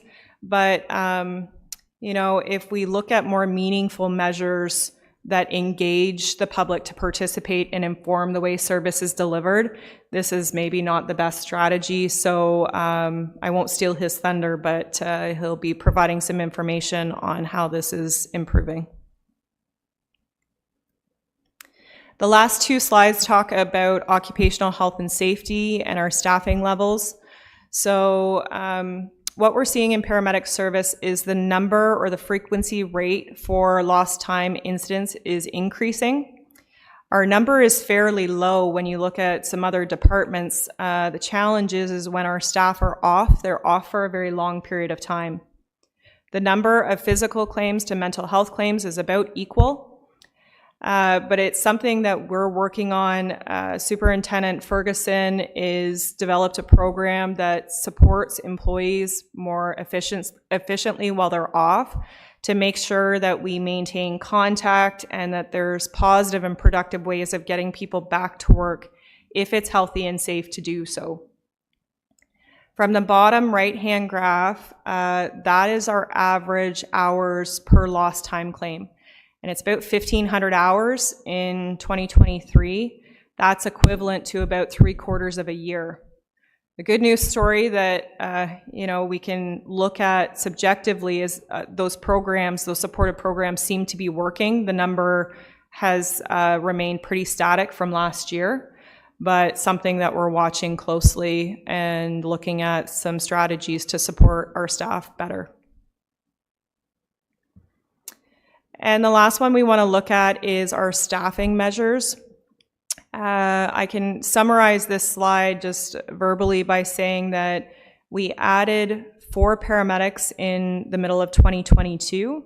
There were no paramedics added in 2023, and then we added 4 additional paramedics this year on March the 3rd to the Lindsay area. What the KPIs and the evaluation and constantly looking at this is able to do is it's able to confirm and validate carrying through of the paramedic service master plan. It really seems to be providing a very efficient and good roadmap with confidence that we're adding resources at the right time. And those metrics help us do that, helps us give us the information to suggest and recommend those decisions and for you to see the impact. So I think it's very good news in terms of this report. So I'm going to briefly turn it over to Deputy Chief Golden to give an update on more meaningful strategies to engage the public and the dedicated offload nurse program.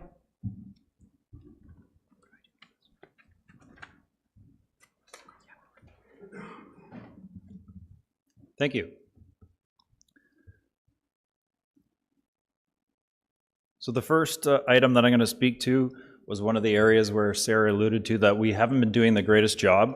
We have had a very, passive approach in the past. We have been able to answer questions like how much we did and how well we're doing it by all of the metrics that she's eloquently delivered for you today. However, we haven't had a great job, or we haven't done a great job with finding out what the public actually thinks we're doing. Even though we're meeting our benchmarks, what does the general public that utilize our service, what do they actually think? So from that, what we decided to do is take a little bit more of an active approach, and we've come up with a survey. We're hoping what we're going to be able to do is answer that ultimate question, is anyone really any better off? We can provide answers to questions like we are meeting all of our response time, performance plans.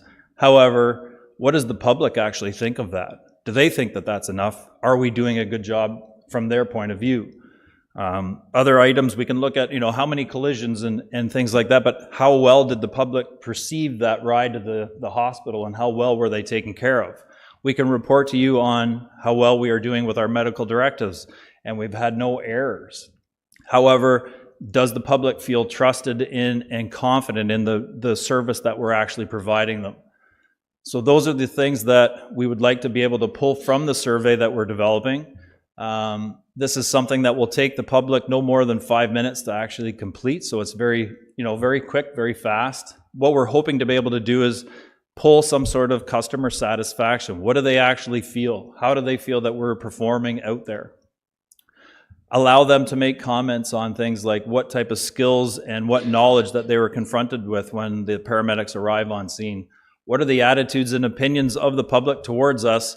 And then are we able to take some of those results and form some sort of information packages, education tools, even for our paramedics, for when we go to our continual medical education days, can we provide them those statistics back and say, these are some areas that we need to kind of look at moving forward. So essentially what we're hoping to be able to do is be able to make some decisions on things like what we actually think. Does it actually mirror what the public actually thinks? How we're going to go about doing that, we will have some business cards that our paramedics will be able to provide the public. There'll be little QR codes that they can scan with their phones and actually take them right to our survey. We'll have posters at the Ross, which will also have the same QR code. Obviously, not everyone on the day of their emergency will necessarily have a telephone with them or be able to actually use the QR code function on those phones. So we will have to have paper copies at the Ross Memorial Hospital as well. And lastly, we'll have a link on our website for those people that at a later time want to go back and maybe revisit that opportunity to provide us some feedback. So from this, hopefully what we'll be able to do is provide some targets moving forward. And we'd also like to thank the communication department for collaborating with us on this initiative and trying to make sure that this kind of gets pushed out for Paramedic Week. One of the other areas that I oversee is the offload nurse program. This is kind of a bit of a comical picture, but unfortunately, prior to the onset of our program, this was a pretty common scene outside of the hospital. You notice that there's quite a few ambulances parked out front. They're not all from Kawartha Lakes. There's a Durham region. And this is unfortunately what hallway medicine essentially looks like. So from there, we were actually able to apply to the government for some funding. We did receive that $195,000 of one-time funding. And we definitely have put it to use. This is one of the metrics that I just thought that we would quickly go over. In our first quarter of 23 and 24, so just the first 3 months, the hours of offload in 23 were around 550 hours of offload. In 24, it's been reduced by about 165 hours, which is very promising.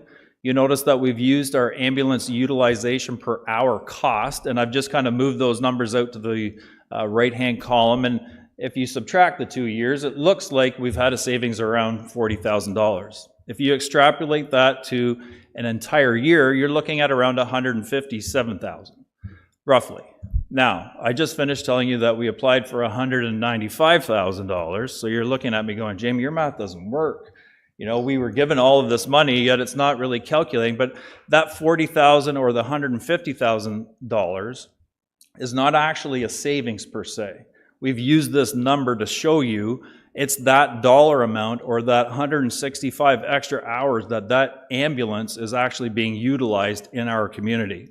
Sarah has talked to how other communities have had to come into Kawartha Lakes to help service calls, and what that's allowing us to do is utilize that ambulance out in our own community. We're not relying on Halliburton, we're not relying on Durham region, we're not relying on Peterborough to come and service calls.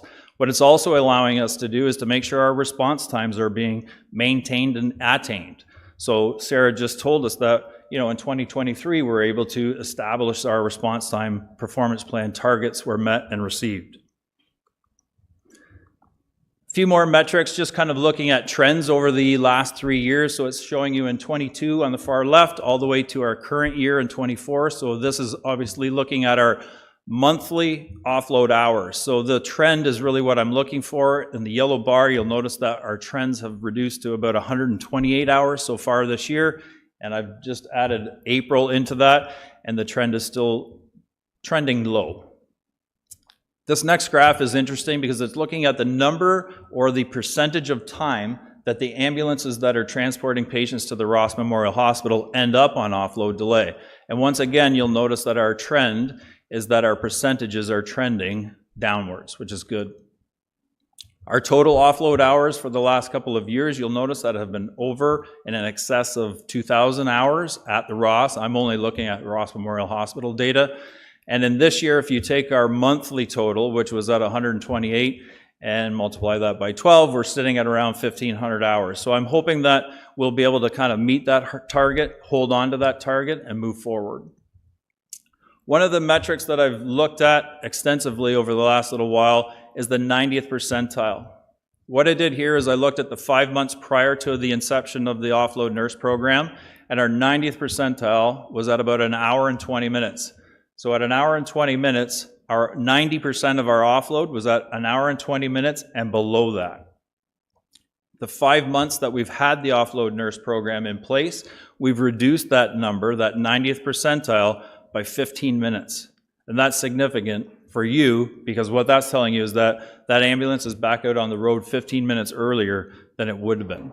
This metric is just, or this graph is just another representation showing you how we've lowered the bar on our 90th percentile by about 15 minutes, from around 80 minutes to about 65, which is impressive. The last few graphs here is looking at our total call volume at the Ross. We send about 155 ambulances to the Ross every week. This is the 23 weeks that the offload nurse program was deployed. What you will notice in the bottom two graphs is that there's a significant trend that as you watch that red line climb, which is the number of days that the Ross Memorial can staff the offload nurse. So as we trend towards 7 days a week, which we were over the last probably 6 weeks, 7 weeks of the program, our weekly average offload delay decreased. So it's a significant trend. As the nurse is there, our offload is getting lower. What I do want to point out is the yellow graph, or the orange bar. In week number 9, that was right around Christmas, shockingly, our call volume went through the roof, which we shouldn't be too surprised that our weekly offload average also went up. But what you will notice in the bottom left-hand column is that we actually only had a nurse on that day, 1 day that week, and they were actually only there for 9 hours. So we really do see that trend towards when the nurse is there, we do see a reduction in our offload delay. So in our proposal to the government, we're hoping to, fingers crossed, receive the same amount of funding or more moving forward, because we are only staffing that nurse for 12 of the 24 hours. Thank you.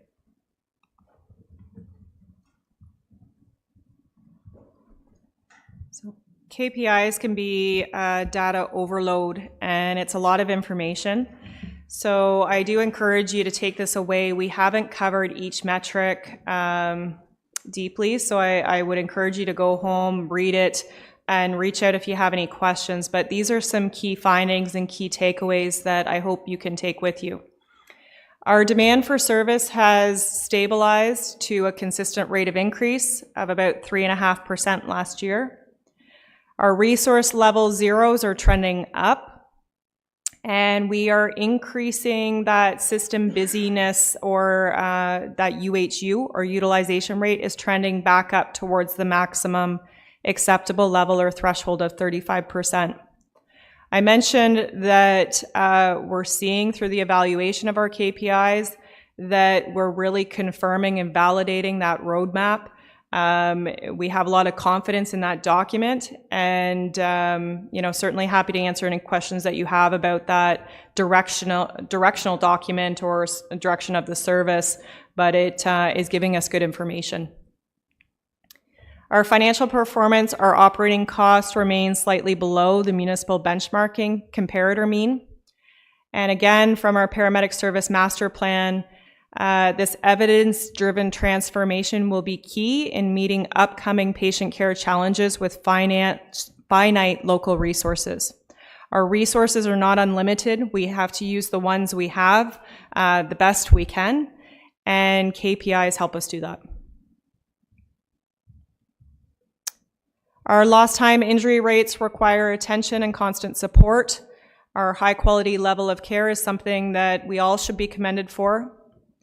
The fleet operational cost is increasing and exceeded our budget projections for 2023, mainly due to aging fleet. And we were excited to roll out what the patient experience survey is to really give that more meaningful measure and engage the public to inform the way service is delivered. Just before finalizing our presentation, I reached out to our Deputy Mayor and Manager, Steve Babcock, to really see how this report connected with the work they were doing with customer service experience. And there was lots of good feedback and takeaway from that discussion. The one thing that Councillor McDonald really was advocating for was a dashboard, or to have all these metrics in one place that council or the public could access. So we took our hand to that dashboard.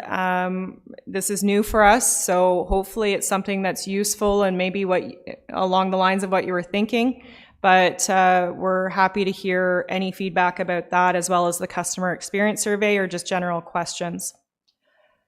So with that, Mr. Mayor, that completes our formal presentation, but certainly happy to answer any questions. Well, thank you very much. And before we get into the questions, I just want to say to the paramedics and also to the fire service, to all the folks who work in there, thank you for what you do. It's well appreciated. I know all of you put in long, long hours, and all of our people, you're out there day in and day out, and your health, your families are all, you take time away from them, and the municipality, the folks out there, appreciate your efforts. So just a big thank you to everybody for all the things you do. Councillor McDonald. Yeah, through you. Thank you, Chief Johnson there. We did have a nice conversation and so on, and this is exactly what we were asking for. The performance measures and the customer service this is just perfect, a good way to start. And the reason I say that is that when you see these metrics, it gives you the opportunity to see where you can improve. And if you don't have any measurements or any goals, how do you know if you're ever getting better? And this is one of the ones this is the reason why I took this kind of project on. But and I had an opportunity to go through this, so just a great job for everybody here. I also like to take the time to thank everyone here today for such a wonderful job that you do and the commitment that you have for the City of Kawartha Lakes. It's greatly appreciated. And one thing, you'll never hear me complain if you get me there to the hospital in time, okay? So I see the lost time claim, but everybody says, well, these metrics aren't that good. Well, this is not about whether the metrics is good or bad. It's the metrics that it's something you can be measured on. Because if you aren't being measured for anything, how do you know if you're getting better? I really like the idea of the survey, because how can you fix something if you don't know? And if you don't know these areas where you can improve, then how can you get it better? So I think that's a great idea, and thank you very much again for all the work you do. Was there a question in there? Councillor Joyce. Thank you, Mr. Mayor, and thank you, Deputy Mayor, for those. I echo everything you said, and I do have some questions. Through you, if you can flip back to slide 14 very quickly there. I just want to point out, people keep talking about high fuel costs. Fuel costs peaked in 2022. So 2023, those fuel costs did not actually rise. If you look carefully between 2022 and 2023, that increase is all due to maintenance, not fuel costs, which really just reflects the aging fleet. Slide 17, please. And this is an actual question. Same thing I had for the fire service. Mental health is very important. Is your approach, is it passive? You wait for a member to come for help, or do you have a proactive approach looking for potential health concerns? Through you, Mr. Mayor, to Councillor Joyce, it's both.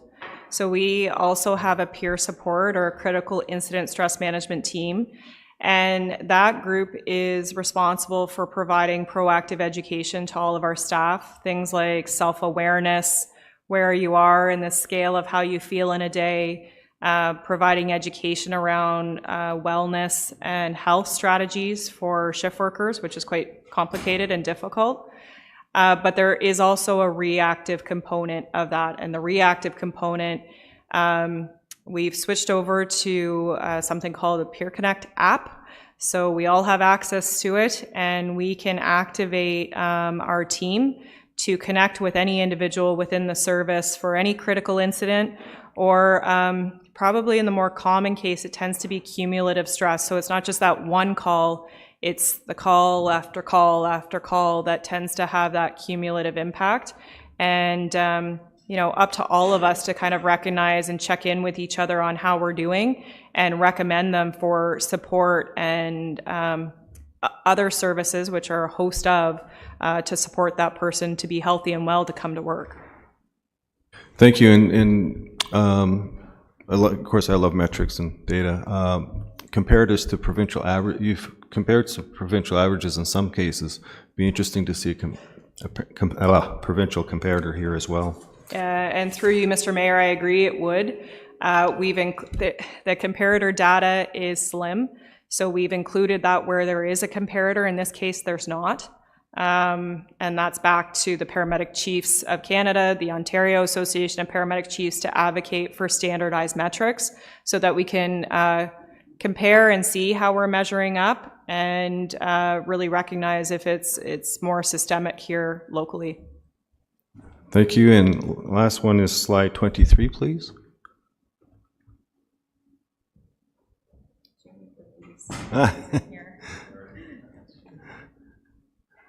Okay.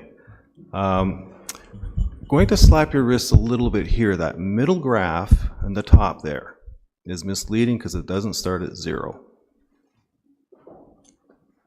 Okay, so Through you, Mr. Mayor, point noted, and adjustment that we can look when we're comparing. and my question on this with the hospital offload program, have we reduced our code zeros? Through you, Mr. Mayor, to the councillor, no. The code zeros are increasing, the volume's going up, so that average time is holding steady. And one of the contributing factors is the dedicated offload nurse program, but the volume is still heavier going into the hospital. So that total time that we're spending on offload is unfortunately increasing. Thank you very much. Great presentation. Thank you. Thank you. Councillor Ashmore. Thank you, Mr. Mayor, to Chief Johnston and Deputy Chief Golden for your presentation. And I wanted to echo what the Mayor said, Mayor Emsley said to the EMS service, and I certainly appreciate all the work that you do and sacrifices that you make, and the public does too. I want to thank you for that.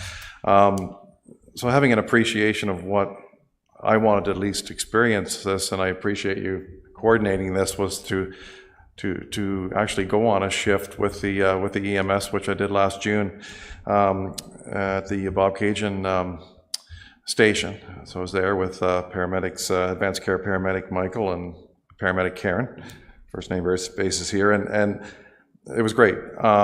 Certainly appreciation of what each paramedic does every day, and obviously they work as a team, and they work out of their respective station. Obviously the biggest thing on slide 11 is by far what just blew me away was the offload waiting time. I mean, probably out of the 12-hour shift I was there, about 3 hours was waiting for administration at the hospital to get the patients through and the paramedics to get back on the road again. Is there any way, I know it's not your fault, that we're there for hours and paramedics are there waiting and waiting to get the patients offloaded? The Ministry of Health runs these hospitals and the Board of Governors runs the hospitals. Are we communicating with the hospitals to try and get the patients to go through? I know there's always talk of, well, we're working together, but is the Government of Ontario, I assume that's the main entity we're dealing with, Ministry of Health, are they cooperating with you to try and help with these offload waiting times? Because they really, really are probably the main, I guess, stumbling point of what we're, frustration that we have is waiting and waiting for these offload waiting times to come down. Like, what are your thoughts, like how we can, tackle this problem? Through you, Mr. Mayor, to Councillor Ashmore, offload is an incredibly complex problem and multifaceted, and the onus tends to fall on the hospital. But unfortunately, yes, it might be hospital capacity or patient flow concerns, but that does translate into the way we're able to deliver service in the community for paramedic service. There is a lot of advocacy at the provincial level around increasing and enhancing patient flow.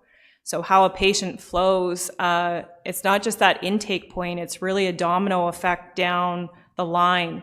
So the patients from the waiting room and emerge can't get a bed because they're full. They can't get to the floor because the floors are full, and they can't get out of the hospital because there's no room at long-term care facilities and those sorts of things. So really, everybody has to come to the table. The province is supporting initiatives financially, like dedicated offload nurse program funding. There's also other mitigation strategies like Fit to Sit, for example, where we're offloading patients that are able to sit to the waiting room versus waiting with them on our stretcher. So I know sometimes it's frustrating to hear we're working with our partners. We're very fortunate in Kawartha Lakes to have the relationship with the Ross that we do.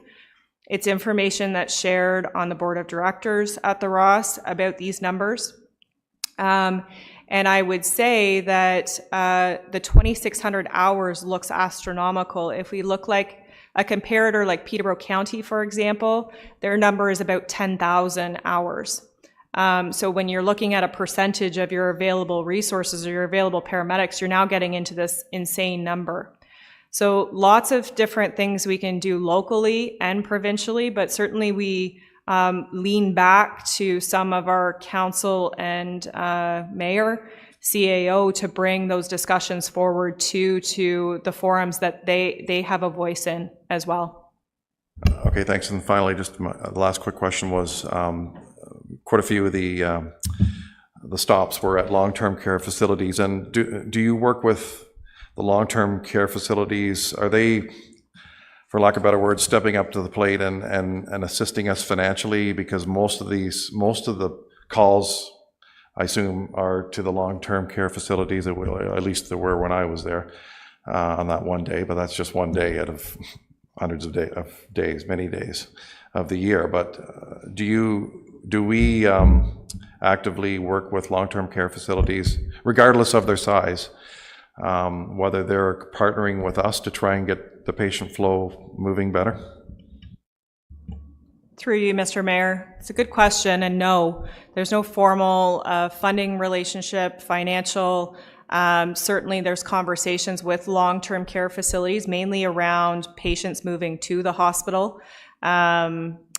We do have a financial or funding agreement with Community Care that helps us with non-urgent transports to and from those facilities, but there's no engagement from the paramedic service to the long-term care facility to improve patient flow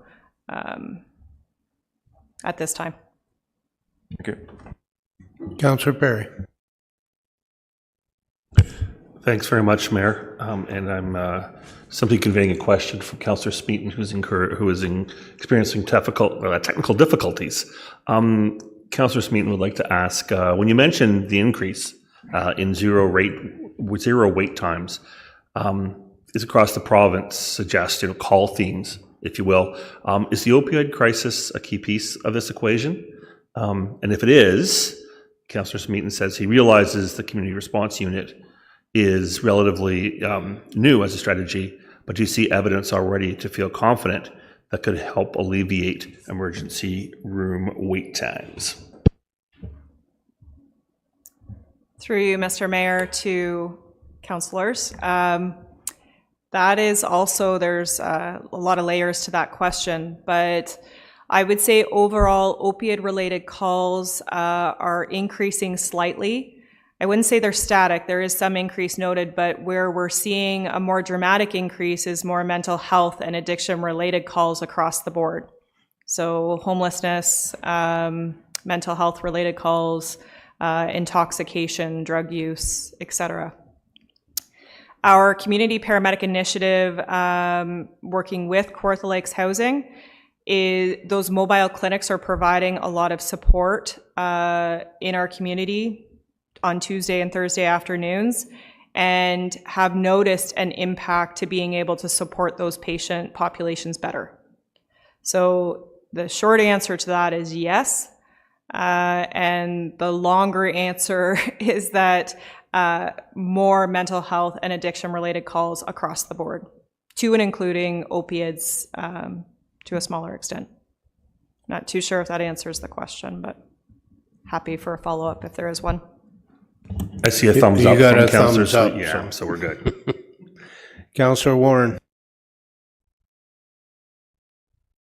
Through you, Mr. Mayor, and thank you, Sarah, for a great presentation.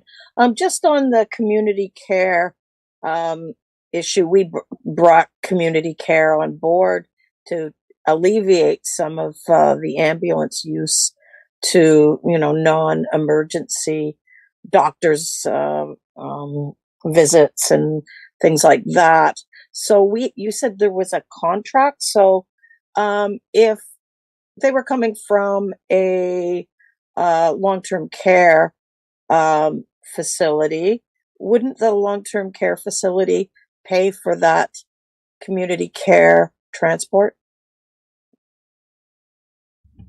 Through you, Mr. Mayor, to Councillor Warren, that funding agreement is historical.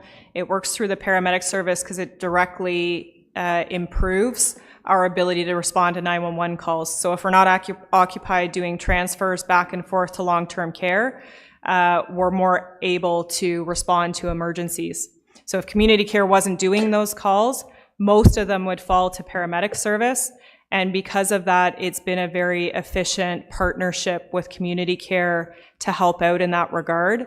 The total transfer of funds is about $150,000 a year that our department supports community care through that formal agreement. And it's been money well spent.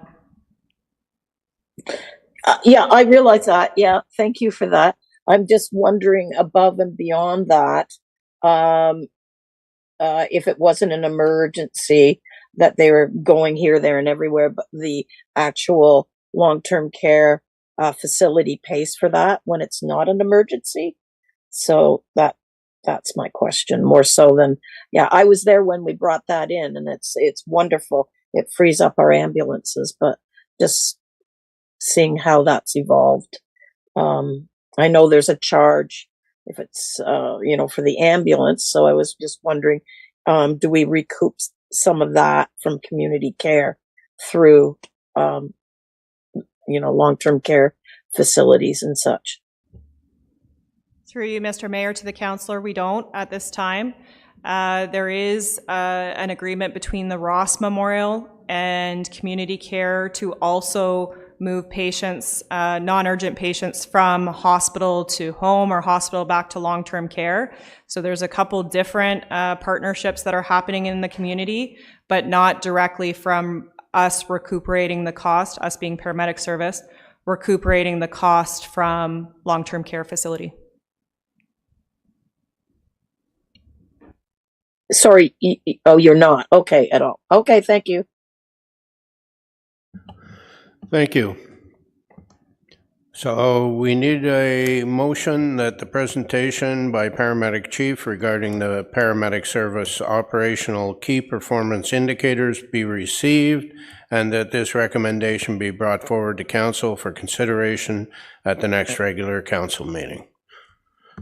Deputy Mayor McDonald, Councillor Perry. All in favor?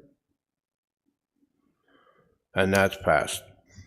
We also need a motion that report EMS 2024-002, paramedic service operational key performance indicators be received, and that this recommendation be brought forward to council for consideration at the next regular council meeting. Councillor Ashmore, Councillor Yeo, all in favor? And that's passed. Thank you. We'll now break for lunch and be back at 1 o'clock.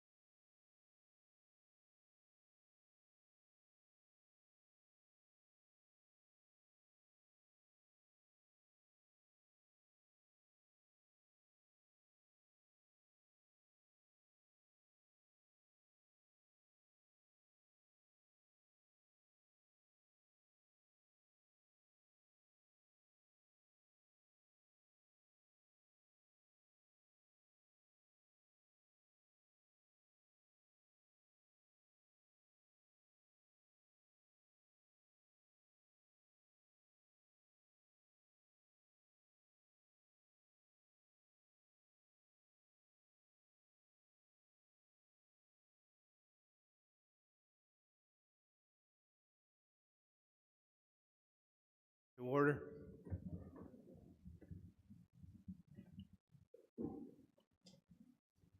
For those looking in, we do have quorum.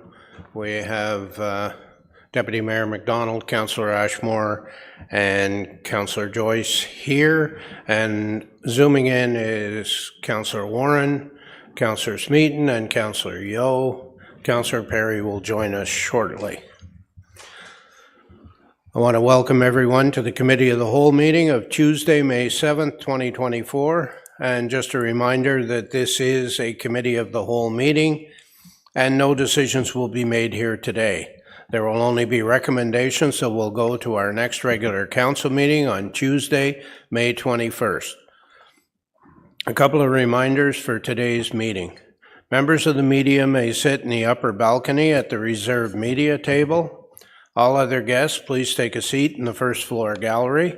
If that is full, there is overflow seating on the second floor in the Victoria Room, where you will be able to see and hear the meeting. We live stream the meeting on our YouTube channel, and the recording is available after the meeting. This meeting is also broadcast Live on your TV. Cogeco subscribers channel 10, HD channel 700, and rebroadcasted on Wednesday at 9 a.m. and on Saturday at noon. Because meetings are accessible to the public in all of these ways, video or audio recordings by members of the public is not permitted in council chambers. This is to ensure that all attendees and those who come to make a deputation feel at ease. I thank you for your cooperation. I also like to announce May 14th is Childhood Apraxia Awareness Day, a day to recognize the many children who are affected by this speech disorder and to raise some awareness of what is apraxia. It is a motor speech defect that limits the ability of children to form words in their mouths. Their brains cannot plan and coordinate the movements of their lips, tongue, and jaw. It makes it very difficult for children to speak and interact with others. They know what they want to say, but cannot convey these words. Intensive speech therapy can help, but so too can education and awareness of this frustrating condition. In our small way, we acknowledge the toll that receiving such a diagnosis takes, and we hope that through awareness days such as this, more light can be shed on this disorder. The lights at City Hall will be changed to blue on May 14th in recognition of childhood apraxia. We'll now move on in our agenda. This morning we received presentations from both our fire service and from our paramedic service. So we'll be starting at item 6 on the agenda, which is deputations. And our first deputation is Mr. Gary Stone.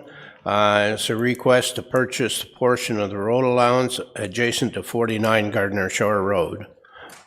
Mr. Stone, you're on.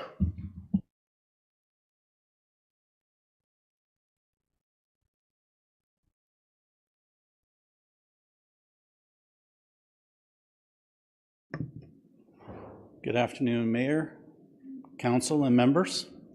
I wish to purchase the portion of the road allowance that my 50-year-old well is located on.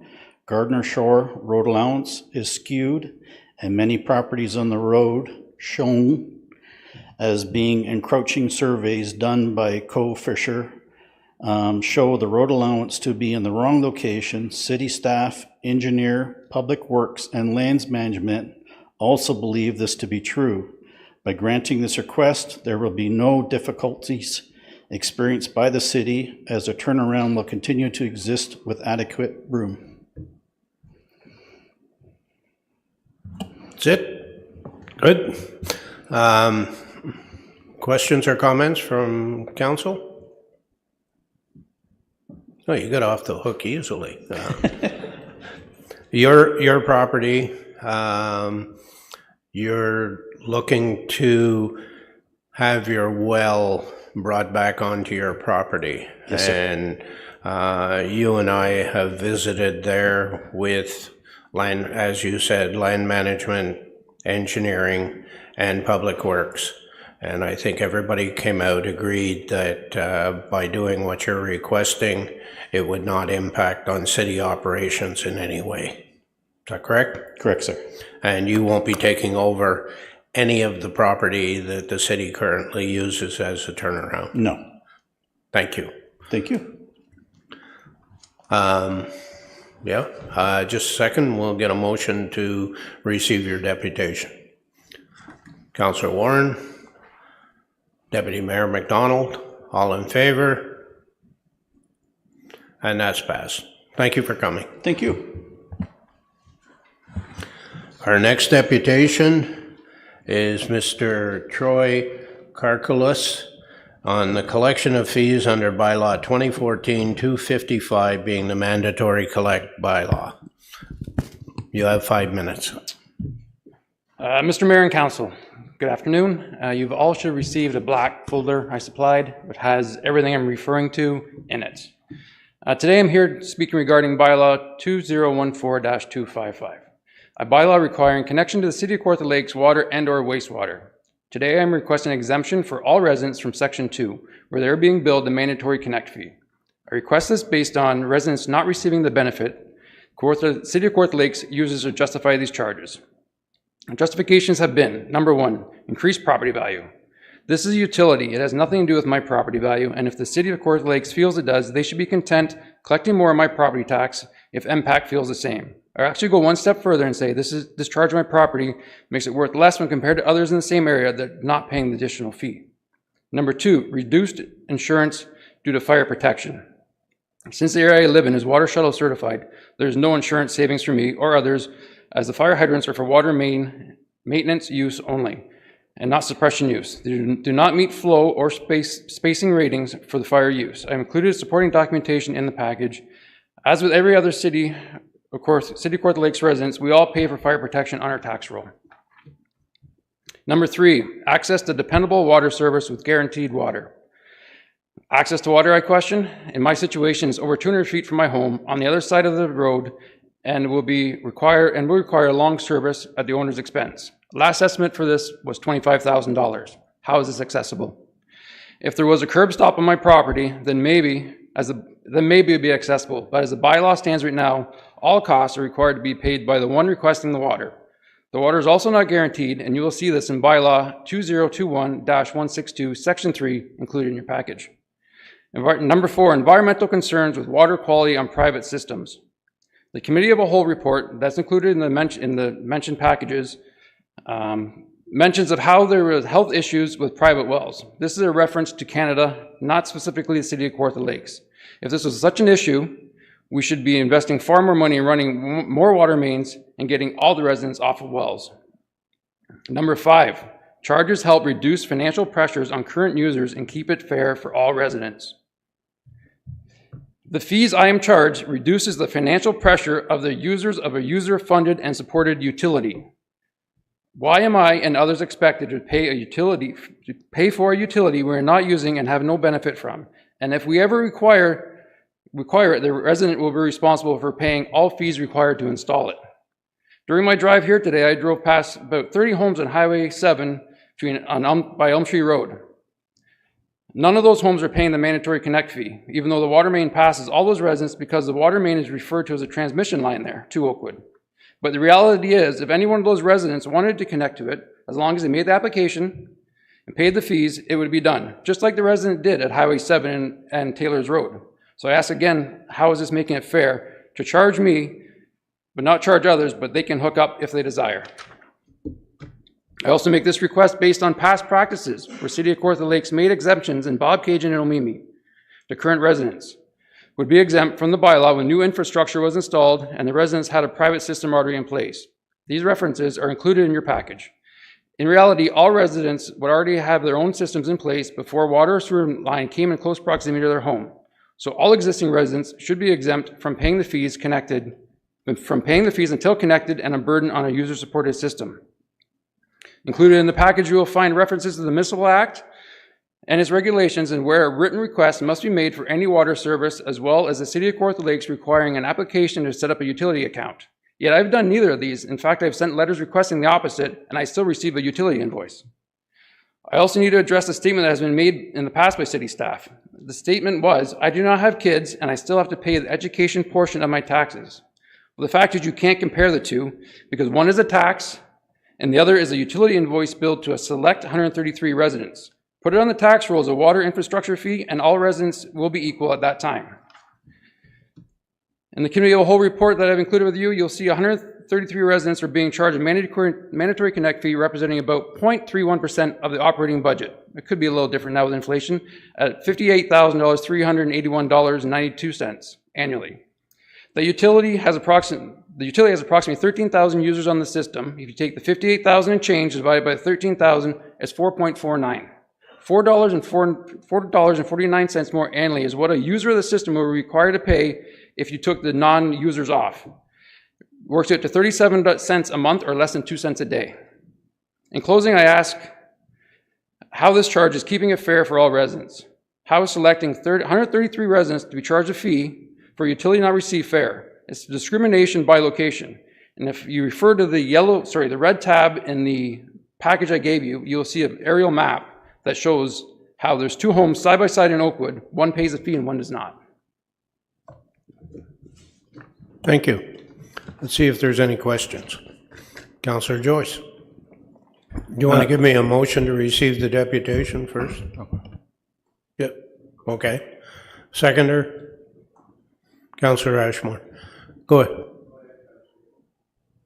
ahead. Thank you, Mr. Mayor, through you, and thank you, Mr. I'll call you Troy. I can't pronounce your last name. Great deputation. Thank you very much. And I like your discrimination by location. Very well said. You took a lot of words out. So everybody knows I'm in full support of Troy and his efforts here, and all the residents in Oakwood that I believe are also being unfairly charged. And I will say that as well as I spoke to our clerk, Ms. Ritchie, that in her 30 plus years of being a clerk, this is the best and finest and heaviest. It's big. What's the word I'm looking for here? Information package. Document in attachment to the deputation. This alone, I think, we should side with you on just for this. It's very, very well done. Thank you. Well, I'd like to make reference to that. Only having 5 minutes, there's obviously way more than 5 minutes worth of material in this, and that's why I supplied it. Majority of us are all busy, but we don't have time to go back and look for it. So I've supplied everything I referenced here, and hopefully other councillors will get it as well, and they can review it at their leisure and see it. It'll be in their mailbox for those who are watching online or participating online. Okay. It's a good read. Thank you. Any other questions or comments for the deputant? Seeing none, all in favor? And that's passed. Thank you for coming. Our next deputation is Michelle and Sean Finley. High water bill request for 8 O'Connell Court, Lindsay. Good afternoon. You have 5 minutes. Thanks so much, Mayor. My husband unfortunately couldn't join me today as he's at work. So I just want to thank the mayor, deputy mayor, and the council, as well as I want to thank Linda Liotti for her commitment and support and the empathy and guidance I've been provided over these last few weeks. My name is Michelle Finley, and I'm a resident of 8 O'Connell Court in Lindsay and have lived here with my family for the last 17 years, however, born and raised in Lindsay, Ontario. I have 2 children, Dominic and Aiden, who are 13 and 11. I have to say this bill we received a few weeks ago was quite shocking and upsetting given the current market. And, hardly any increase to job compensation, yet the increase in gas, food prices. As well as we're all aware of what the market stands for right now and a renewing mortgage from 1.89% to 5.25%, that's going to impact my family in a great way. Sorry. To give you some context around this water bill, the average daily consumption for the province of Ontario, the population is around 876 cubic meters. The water bill in question that we received was for 324 cubic meters. So when you look at our previous 17 years of residing at this address, of an average consumption of each water bill being between 32 cubic meters and 37 cubic meters, there's unaccounted for excess of water is around 76,000 gallons that we've seen no damage to our property, our neighbors' properties, or to our home. We have consulted 3 plumbers within the city of Kawartha Lakes, wondering, how would I see this damage, or how would I know since this bill occurred, our water consumption has gone back to normal. So the reason why we had this this water bill was because we had our water meters upgraded, and when they took the reading from the old meter, it had indicated this consumption of the 324 cubic meters over that same period, where we would experience 32 to 37 cubic meters. So as I mentioned, I did consult a couple of local plumbers to try and come and see if they could identify what the self-resolved leak could have been, to which they stated it would be nearly impossible if there wasn't still a leak to locate that, and surely we would have had water damage, seeping lawns, flexed concrete in our driveway, or water in our households or our neighbors, to which I've consulted all of them, and they have no such experience. Like I said, we've lived in the same house for 17 years. Our families have lived here for decades, and we've never had to read our water meters on a weekly basis to see where they're at from week to week or month to month. We just wait like every other resident of the city of Kawartha Lakes for that water bill to come in. It's probably the most dreaded one. My kids wash daily, sometimes twice a day. They are involved in sports, rugby, lacrosse, hockey. All those things cost a lot of money to do. Even our manager of utilities, Linda Liotti, said that there is a flaw in our system, and we as homeowners are lacking the education and support to understand how our water billing system works. We need more regular reporting, retrieval of readings, so we can alleviate the issues that my family are facing with this water bill that, quite frankly, shocked us. I'm here today asking for some common sense, empathy, and reasonable judgment to waive the $1,299 in excess. And just thank you for allowing me to present, and I'm sorry. You're doing fine. Let's see if we have some questions first. We'll get a motion to receive your deputation, Deputy Mayor McDonald, Councillor Smeaton. Deputy Mayor, your question? Yeah, through you. Thank you for coming. I've been over to visit you there. The date and time, you missed the date and time, which was the old one was taken out, I think, on March 6th? March 6th, you're correct, yeah. And when they put the new one in, everything's been working fine, but it happened with the old one, and that was from the month of March. The bill was in sometime from March or something. Yeah, so the last reading was done at the end of November. We paid a $390 water bill at the end of January. This reading was for the period from November 30th until the date it was changed, which was March 6th, and the water bill was for $1,699. I have paid, as per the due date, $400, which is just slightly over what our normal bill would be, but I wanted to, in good faith, make sure that what we used was accounted for, and there a bit more on top of that. Okay, thank you for that. Thank you. Councillor Joyce, go ahead. So thank you, Mr. Mayor, through you. Is there any resolution? It says here, your old water meter is suspected as being broken. Has there been a resolution on that yet? Or? Thanks for asking. Yeah, they did send the water meter away to say that the water meter is testing as per standards within the percentile that allows for error. So it came back as reading normal. However, it's in excess of like 70,000 gallons of water beyond what my family would normally consume. So there's just no reasonable explanation as to why that would happen. And this is through the period of the winter time, so there's no sod you're watering? No. Right, okay, thank you. Okay. All in favor? Oh, that's passed. Councillor Ashmore, do you have a question? Yeah, just through you, Mr. Mayor, to the deputy. Did staff give you any idea whether you would qualify for the one-time rebate at all from the city, or would that be something that council would have to initiate? I can't recall in the many conversations I had with Linda, I don't know that this was sort of my next step she guided me towards, so I don't believe so. I think what will happen, Councillor, is at the regular council meeting, Deputy Mayor McDonald will extract this and refer it to staff for a report back, and we'll see where we go from there. That sounds good, thanks. Thank you. Thank you for coming today. Thank you for your questions. Thank you. Right. Our next deputation is from Emily Wakeman and Suzanne Moser, and the programming at Frost Campus of Fleming College. Good afternoon. Thank you for coming. You have 5 minutes. Good afternoon, Mayor and Council. My name is Emily Wakeham, and this is my colleague, Suzanne Moser. We are here as representatives of the students of the Fleming College Frost Campus. You're likely aware of the recent announcement the college made on April 24th, which revealed the suspension of 29 programs, 15 of which are here at the Frost Campus. I understand colleges are not within your jurisdiction. However, my purpose here today is to urge the Council for a resolution to keep these important programs at the Frost Campus, and for the public to put pressure on the college for the reversal of their decision. To provide some background, this year 43 programs were cut from the college. This is an unprecedented amount of educational cuts. The college has said that these cuts are due to the international student cap and the elimination of educational partnerships with the private sector.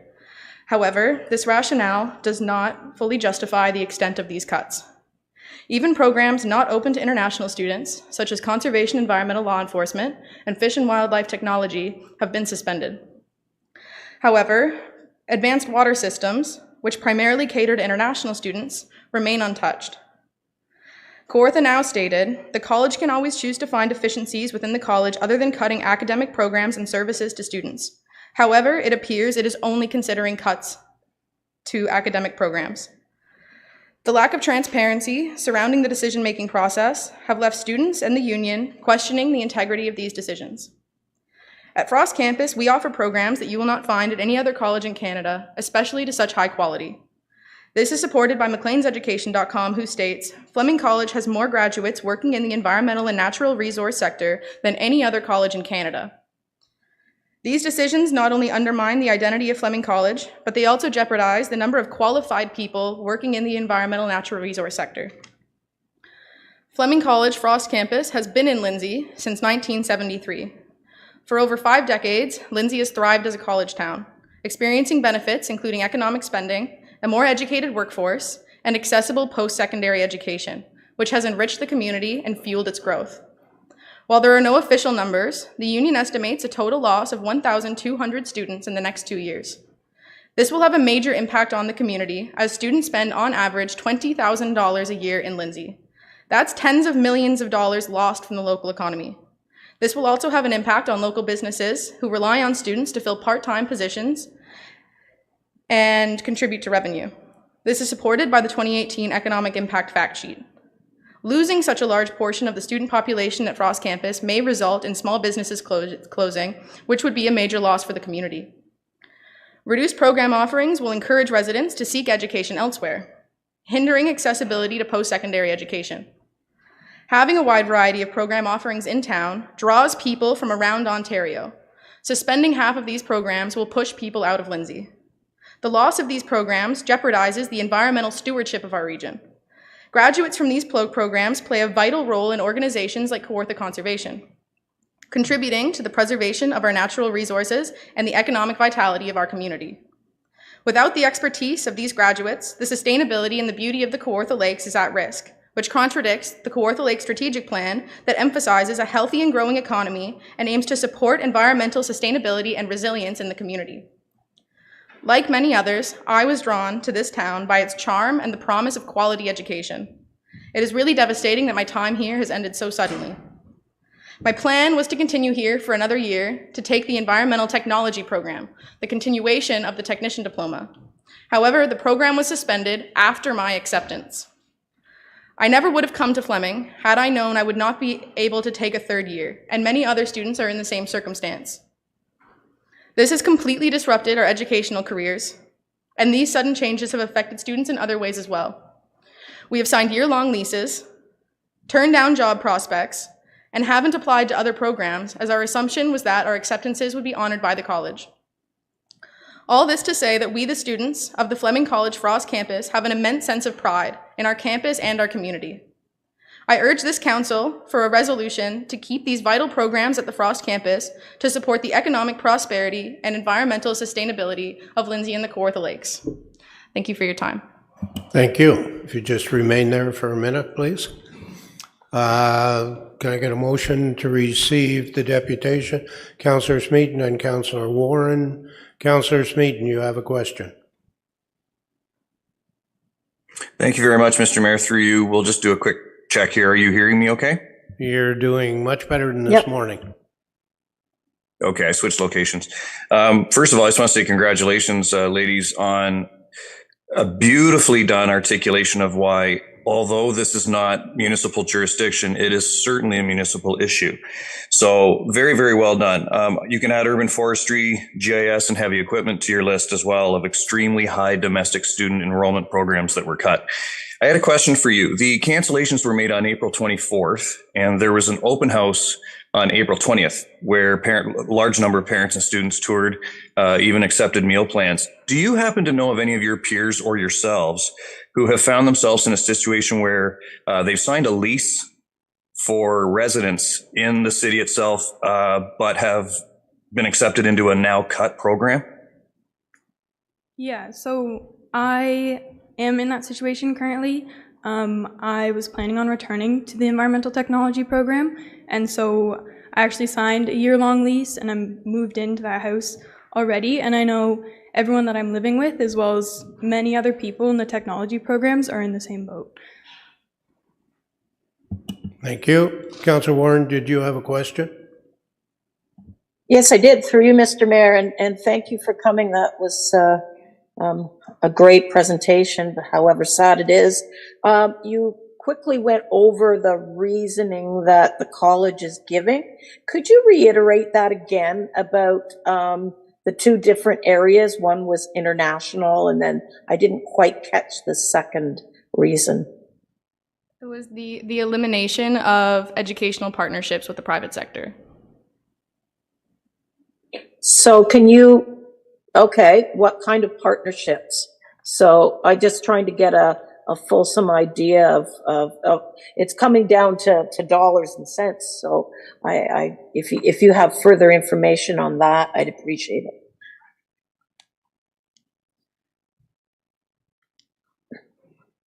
No? Okay. It's that they're privately funded, not publicly funded. So not having those partnerships with the private sector has reduced money.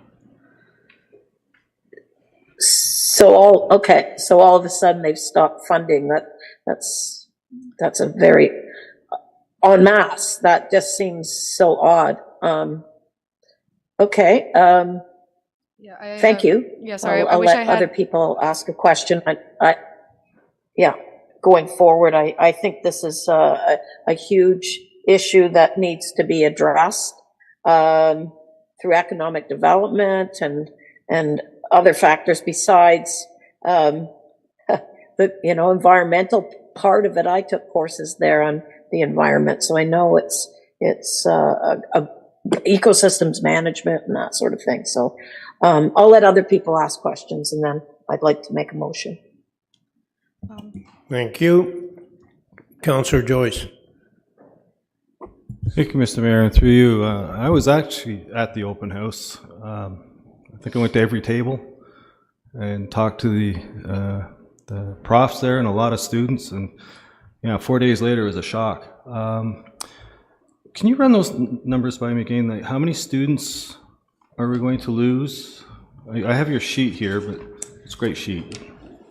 So it's estimated, the union is estimating 1,000 students next year, and then 2,000 or 200 students the year after that. So it'll be a total of 1,200 students. Okay, and your sheet here says students will spend, trying to find it, there's how much per year in our city, in our Kawartha Lakes? That number isn't like listed directly on that. We've just gathered information from students who track their spending during the academic year, and on average, it was $20,000. Thank you. You know, this, Economics 101, supply demand, it's just a matter of time till another college will pick up these courses, and we lose that here in Kawartha Lakes. So I don't have any more questions, but yeah, I wish we'll have to put our heads together what we can do to save this. Thank you. Yeah, and it was kind of unfortunate because there was a GIS program in BC who, when they shut their program down, they sent their students to Fleming. And then like a couple years later, we canceled ours. Councillor Ashmore. Thank you, Mr. Mayor, and thanks for your presentation, Emily and Suzanne. This is also a federal, I'm full support, and I think Councillor Warren's going to put a motion forward here, but just a question and a comment. You mentioned the international student cap, and of course, the federal government controls who comes in and out of the country. Have you contacted our MP's office about this? Because that's sort of the critical thing here right now, because they're dictating how many people can come in and how many students can come by putting a cap in, and which it's obviously severely having a negative effect on our local college here. Yeah, we were in contact with the MP and the MPP, but those conversations didn't get very far quite yet. But yeah. Okay, thank you. Seeing no more questions, we have a motion to receive. All in favor? And so this deputation is going forward to council. So I'd say if you have a motion, we'll extract it at council and make the motion there. Councillor Warren, you seem unhappy. You're on mute. You're on mute. Yes, I hear you. I just wanted to make a recommendation, if that's possible, because it's 2 weeks away. If you would allow a recommendation. We don't make decisions at committee of the whole. So I realize that. This is a recommendation. It's not a motion. Well, let's hear it.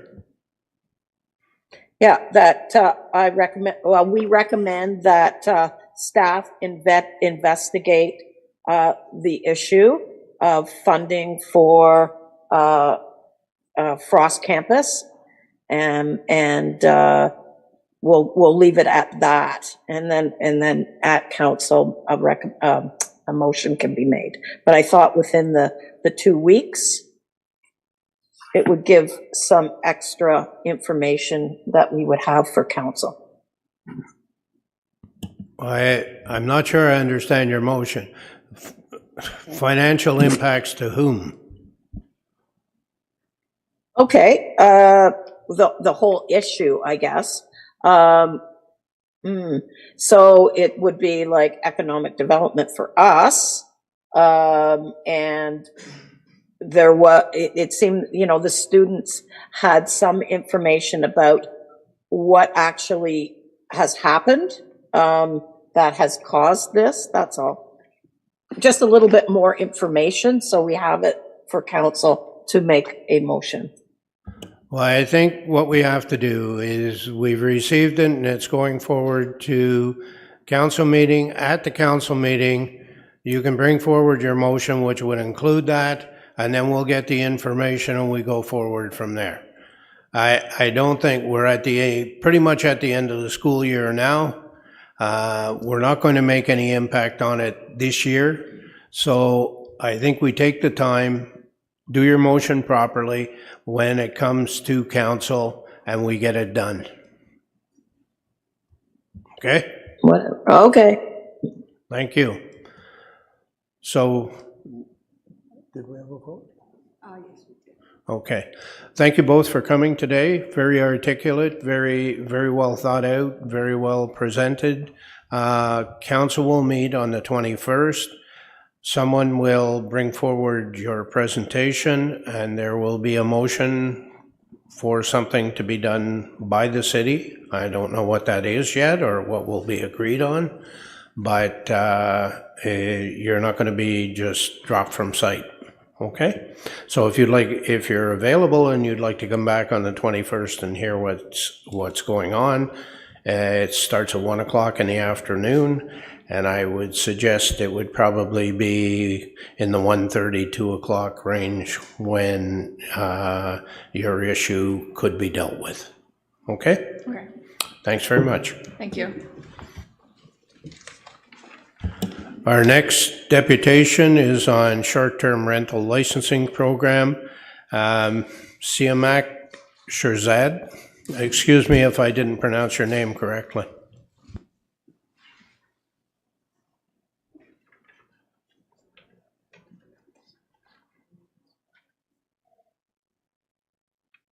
Is Ms. Siamak Shirzad available?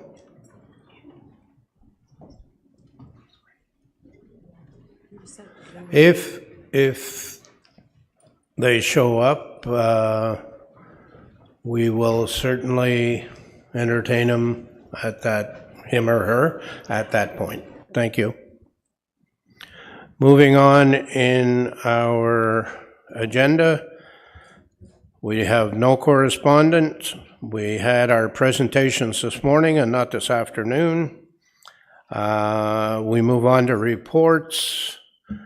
We have a consent agenda, and from the consent agenda, there was one extraction. Councillor Warren extracted 9.3, which was the proposed surplus declaration and conveyance of city-owned portion of 21 Canal Street, Bob Cajun. Councillor Warren. Thank you for through you. I have a couple questions for staff. If they are online, I'd appreciate that.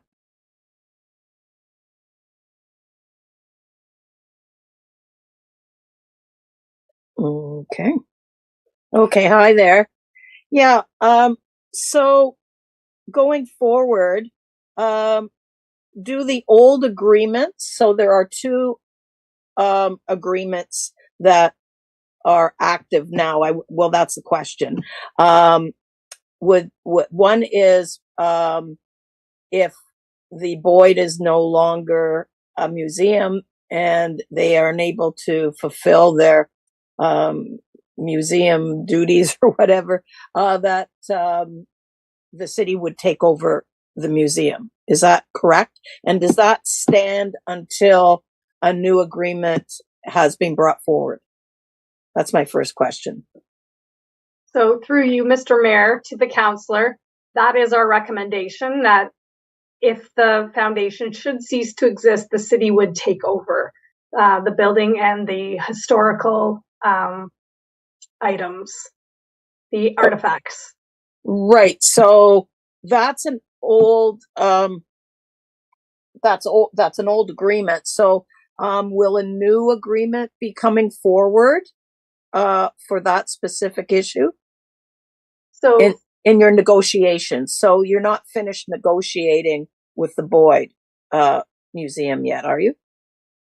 So through the mayor to the councillor, we're not negotiating with them. We are just recommending that should they cease to exist, that we would have an agreement and take over the building and the artifacts. We don't really have an agreement, so we're not in negotiations. We're just giving up our interest in them, in the building to them. We've moved city businesses to other locations, but we're saying to the foundation that should they cease to exist, that we would then resume locating in the building or taking care of the building and the artifacts. Okay, so as of not today, but 2 weeks from now, whenever next council meeting is, there is an agreement between, I guess, Craig Shanks, the previous director, and the foundation. So that agreement is in place until council meeting? So again, through Mr. Mayor to you, all that we're trying to do in this meeting is just advise that we're vacating the premises in accordance with council direction. So it's not pursuant to an agreement. It's pursuant to council direction that city, like the Bob Cajun Chamber of Commerce and the library, have vacated the building and gone to another location. And we're just saying here that should the Sheila Boyd Foundation cease to exist, then we would go into the building. I'm not sure exactly what you're asking regarding an agreement. So, okay, so there was an agreement done, I don't know, 10 years ago, let's say. So there's the time between committee of the whole and council. So I was just wondering if that agreement is in place now until this is all finalized at council in 2 weeks. So there's an agreement, like, let's say some horrendous thing happened. Like, let's say there was a fire, something like that. There is an agreement in place right now.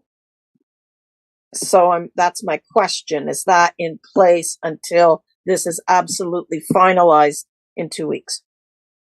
So it's my assumption that yes, that agreement would still be in place until this is finalized, but we're in the process of finalizing it. That's what I was trying to get at. And then there's the other agreement, which is if they are no longer, active, that the city would, and that would be in place also until a new agreement comes forward.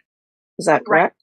Right. Yes, but the new agreement would also say the same thing, that if they're no longer active, that we would take over the building and the artifacts. A bit longer than that. Just it's a bit more. There's a bit more meat to it than that. But anyway, okay. Thank you, and that's fine. I'm willing to move the recommendation as printed. Thank you. Is there a seconder to that? Councillor Perry? Councillor Ashmore, you have a question? I have a question through you to Manager Dyer. In properties, even though I'm dealing with one property in another location where there was an agreement of purchase, but it has to be advertised to do our due diligence, to do our transparency to the public. And also, my other question is, will we be doing an appraisal on this? I mean, we have to go through the process here and not We're rush not something selling through. it. Okay, well, have we? It's not being sold. Yes, but we're transferring ownership of some sort. But we were part owner with somebody else. So it's an agreement that's already in place. There's no requirement to advertise because nothing unusual is happening. It was an agreement that was already there in terms of how the property would be managed. Yeah, I was just trying So to. if I could just interrupt for a second, it was advertised. We did advertise that we don't have an interest in the property anymore. So there has been a sign at the museum. We have advertised, but I don't think that an appraisal is required, given that the other party is located there. Oh, okay, so it was advertised then. When was that? For how long a period of time? Please, was the advertising of So it was advertised for the normal period of time. I believe the sign is still out there. Nobody's collected it, so it's still there. Thank you. Councillor Warren, you had something else? Just quickly, that this is a deed, and that the deed says whoever's left standing gets the who's left in the building gets the building, basically, and that's in the original deed. So that is a natural thing to happen. Thank you. So we have a motion and a seconder. All in favor? And that passes. We also have to go back.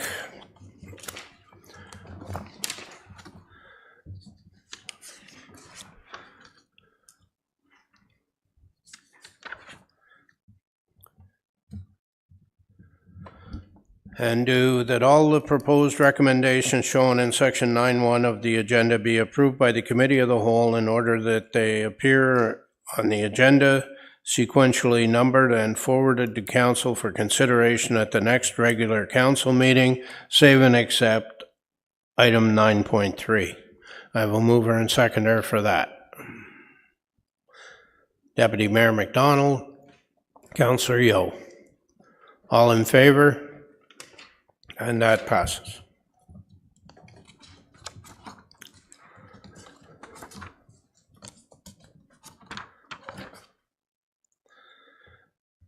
That's the agenda, the end of our consent agenda. There's no new business. Can I have a motion to adjourn? Councillor Perry, Councillor Yeo. All in favor? Thank you. Thank you for today.